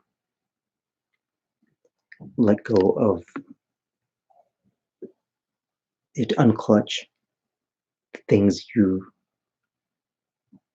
the labels you have anointed yourself with, the labels of, you're this, you know, take out all labels, because all labels are, you didn't, so I'm not, even if you say, oh, I'm not human, oh, what race are you? I'm not any race. That's a label too, because now you're in the polar opposite. I'm saying is release the labels, but but still have them, but don't think that's what makes you you. The labels reflect you. So, but then you have to realize what are the true meanings of that label. And are you defining it, or is it being defined for you?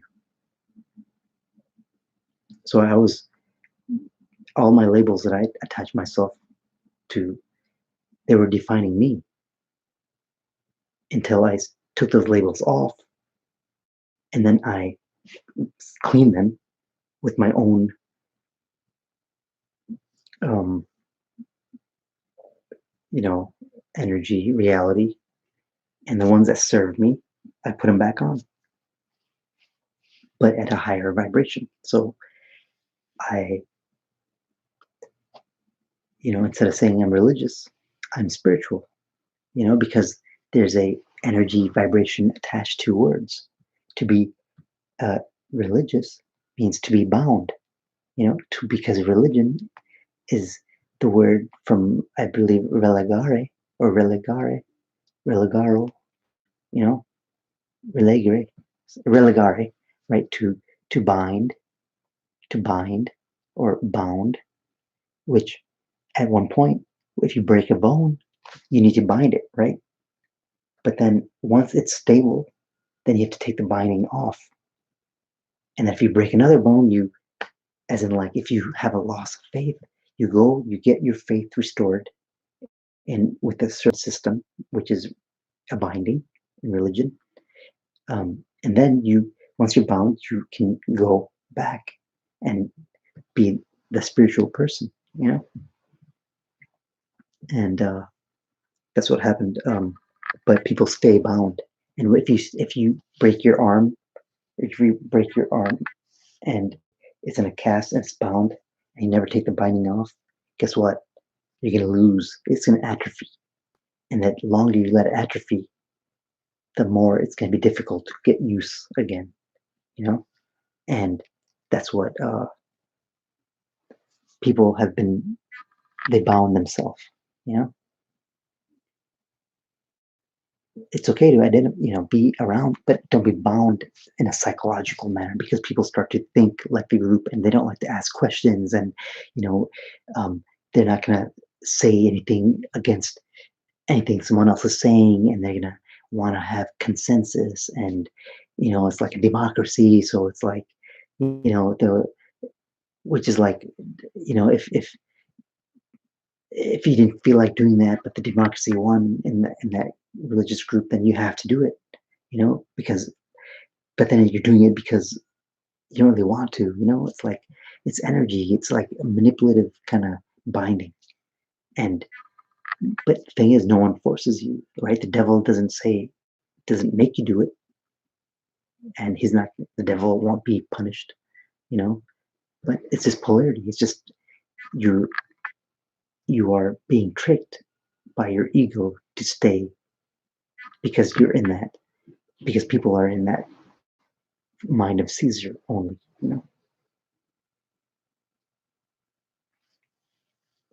No, we're not bound to elemental houses. We're all the houses, because all the houses are in you.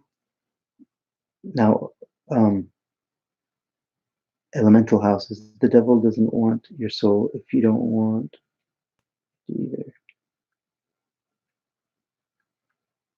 Yeah, I mean, and what is the devil? I mean, we just defined everything is within you. So it's like it is a deceiver. It's going to deceive you. It's like I asked like what I asked a question like this is a while ago. Like what when the jaw is here, then is the devil also here? then why are people following the jaw? Like, I don't understand what the role of the devil would be then, you know? It's like, wouldn't that be like, hey, that's not fair, you know? I don't know. I just never understood the theology of it, but I know now that it is all you, you know? The devil is like the polarity of the divine, you know? But it's like when you're unbalanced, when you're living in the mind of Caesar, then you're bound to the physical, you know, which is, which is the illusion, which is the underworld, right? Set, Satan, Chronos, Saturn, all that stuff. You know, that's why I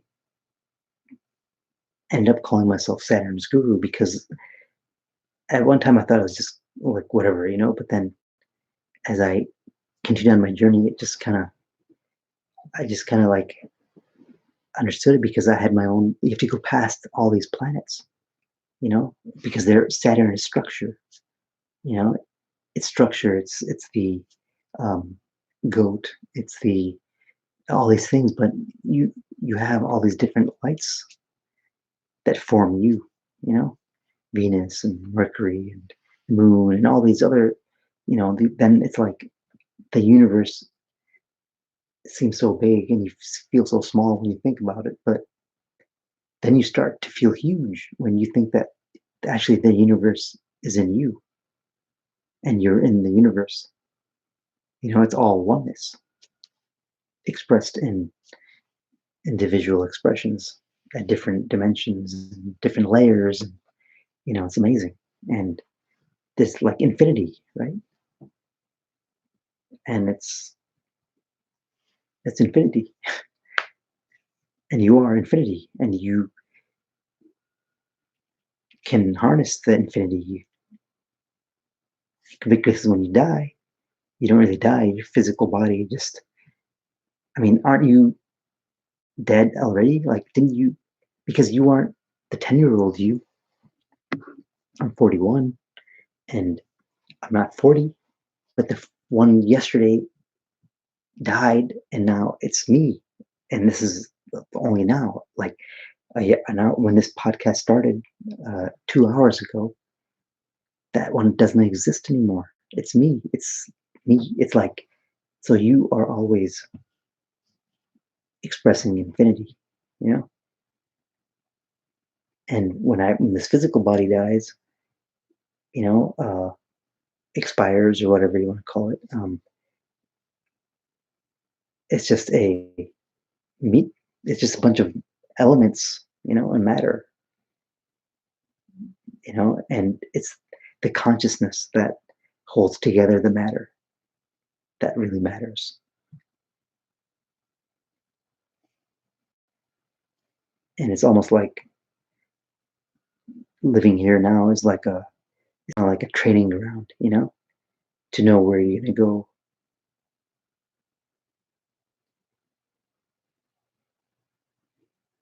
It's really people are starting to wake up, and in every spiritual tradition they talk about these kind of things. I started about the jaw, so like the end of times and all that kind of stuff, the Kali Yuga, the age of Aquarius, the the you know the final days.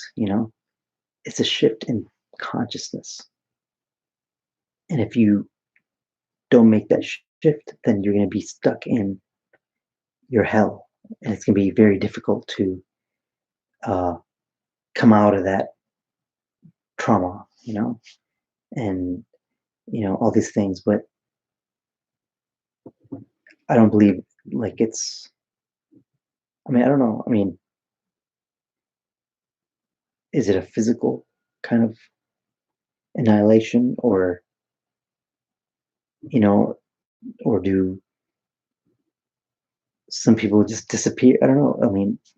It doesn't really matter to me at this time, because if I start thinking about that kind of stuff, then it's going to distract me from the now. See, from the present, which that's all there is, the present, not the future. See, if I start thinking about, I'll be projecting the future, and then say I think it's like this, then I in the present will start to to make that dimension, make that route to that dimension, that universe, that parallel reality. I'm gonna tie strings to it, but that's the whole thing. I mean, you're doing it to yourself. So that's why if you stay in the present and the amazingness of the present and knowing that you are secure. Right now you're secure and you're feeling good and you're watching some dude on the internet, it's like you have to know that all you have is the now. And when you have the now, then you won't waste it in thinking you don't have enough, or something you want something better. You'll be appreciating in true gratitude the things you have now. And that means to be in gratitude means it's not just lip service, it is a action. If I'm grateful to have these sunglasses, which I've had for many years, I take care of them. I clean them. I don't lay them around. Not because I want them to break and they're so expensive. No, it's because I'm so grateful for the way they were designed. I'm so grateful for how they look on me, you know, and I want to honor that energy that made this happen, which is all connected to me, expressed out from other people. And I'm going to keep it, nice and safe and clean. They're pretty awesome, aren't they? They're uh, they're Persols. Persol is pretty awesome. If you buy sunglasses, they're like, oh, they're so expensive. It's like, check it out. How many pairs of sunglasses have you bought in your life? $100 here. Next year, another $100 glasses. In 2 years, $50 glasses. In like 5 years, $100 glasses, because they change styles, right? Like you're not going to be wearing wire glasses from the 90s or the late 90s to now. It's like there's totally different styles. So like in the end, but there are some sunglasses that cost like $700, $500, $300, and those glasses, they are timeless, and that's what you should invest in. Those timeless kind of articles of clothing, those timeless sunglasses, and those timeless, um,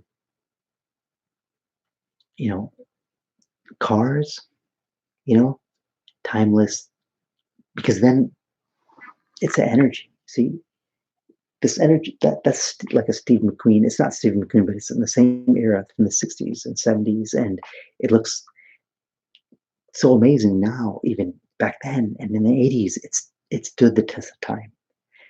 And there's cars that stand the test of time, like Forerunners and like certain Toyotas and certain cars that they keep their quality, and there are certain clothing,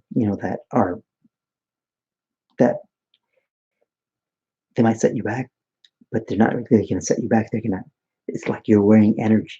You're wearing someone else's passion, someone else's creativity that got expressed in their reality. And you are taking that energy and you're wearing it. And it's powerful when you think about it like that. And then why would you want to waste things? Why would you not be grateful for that? See, that's why these designers clothing cost so much money. I'm not talking about something you get at 1,000 malls, I'm talking about like Neiman Marcus and Barney's New York and like boutiques that sell these crazy designer like things, clothing. But the thing is, I don't, people that buy it, it's not just arrogance. Of course, there's that too, but it's energy. That's what you're putting on because people value in expensive things because money to them is their lifeblood. But that thing, if they, the reason why they cost so much money in the first place is because what energy it went into producing it, not in terms of the material cost, because the material cost is not that much different. I'm talking about the the sweat and the energy of the designer that designed it.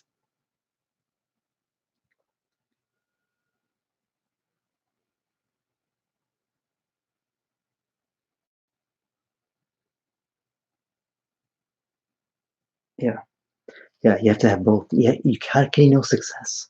How can you like people? A lot of people want money, right? They want to be successful. They want this. They want that. Well, you know what? When you really want it that bad, you're not just gonna get successful. You're gonna get totally in the shithole because you have to have that experience so you can have the experience of success. That's why like people like they're average and then they want a success and they became like homeless. Not because they chose it, because they had to go, they had to live in somebody else's basement or they had to do all these things. Like they were fine, but then they became in their basement, and then but they still never gave up on themselves and they just shut up, you know? It's because at those deep, dark moments is when you find yourself. Because in the darkness is where the light is. See, all darkness is, it's not void of light, it is all light in a chaos form. And it's scary if you don't know how to understand that energy. That's why we're told as a child to be scared of the dark. And, we're taught that in movies and the bad guys darker and that they put the music on too. So that's why when you're a child and like maybe adults too, they're walking around their house at night and the music of that horror movie comes on. It's all programming, it's all mind control, it's all magic done upon you. And there's a way out. Yeah, definitely. And it's going through it, you know. If you go through a certain pain long enough, you get used to it. But it's foolish to keep on going through that pain. Once you go through it enough, it's like I had enough of that. So you stop. You see the loop that you're causing for that pain to recur, reoccur. And it's something within yourself that manifests it.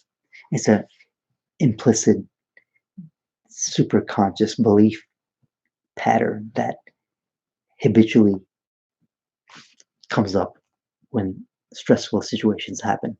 That's the thing you have to tackle. And how you get to that point, you do these rituals where you take that mind, you take the energy of the power and this and that, and you put it into a physical form in from a ritual. So that's what a sigil is. They're created many, many years ago through other people harnessing from that same mind.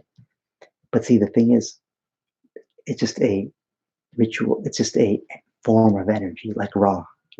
Ra is light, right? Ra is like the Christ energy. You know, and wasn't Ra the son of Osiris and whoever? I'm really tired right now, but it's like when you can put that symbol in your conscious life and you know what it is consciously, and just by it being in your energy field around you and you seeing it, it goes to the subconscious mind, because it came from the superconscious mind, that knowledge. the deep occult knowledge came to the superconscious mind. Okay, superconscious mind, and it went to the subconscious mind, which is the frontal cortex, right? The subconscious mind, the mind of Caesar. Okay, then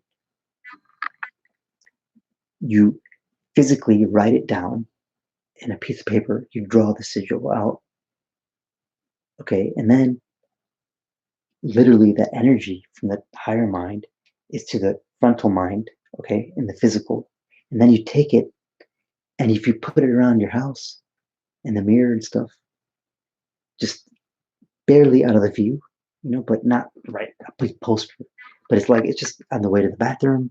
It's when you open your car, uh, whatever. When you open your wallet, it's there, obscure, areas, and your subconscious mind, that inner mind, is picking it up, and it's keeping that energy of power of, whatever it is, creativity or whatever the demon signifies.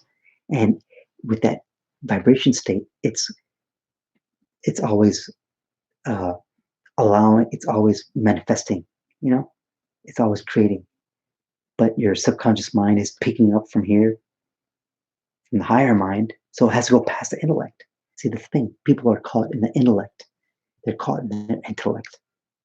And even if you have this knowledge and you read all these books by Crowley and you do all these things, you might get to a certain level, but it's still, if you don't take it out of your intellect into the paper, then you're still caught in the intellect. Okay. So yeah, 2 hours and 22 minutes I've been talking, and I'm gonna get going now. But thank you for listening, and please comment.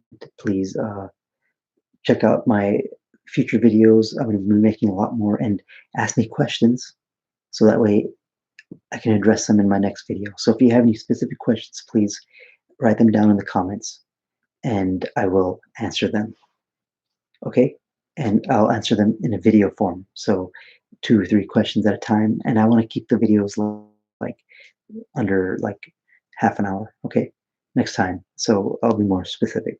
Okay, take care, everyone, and have an amazing day. All right.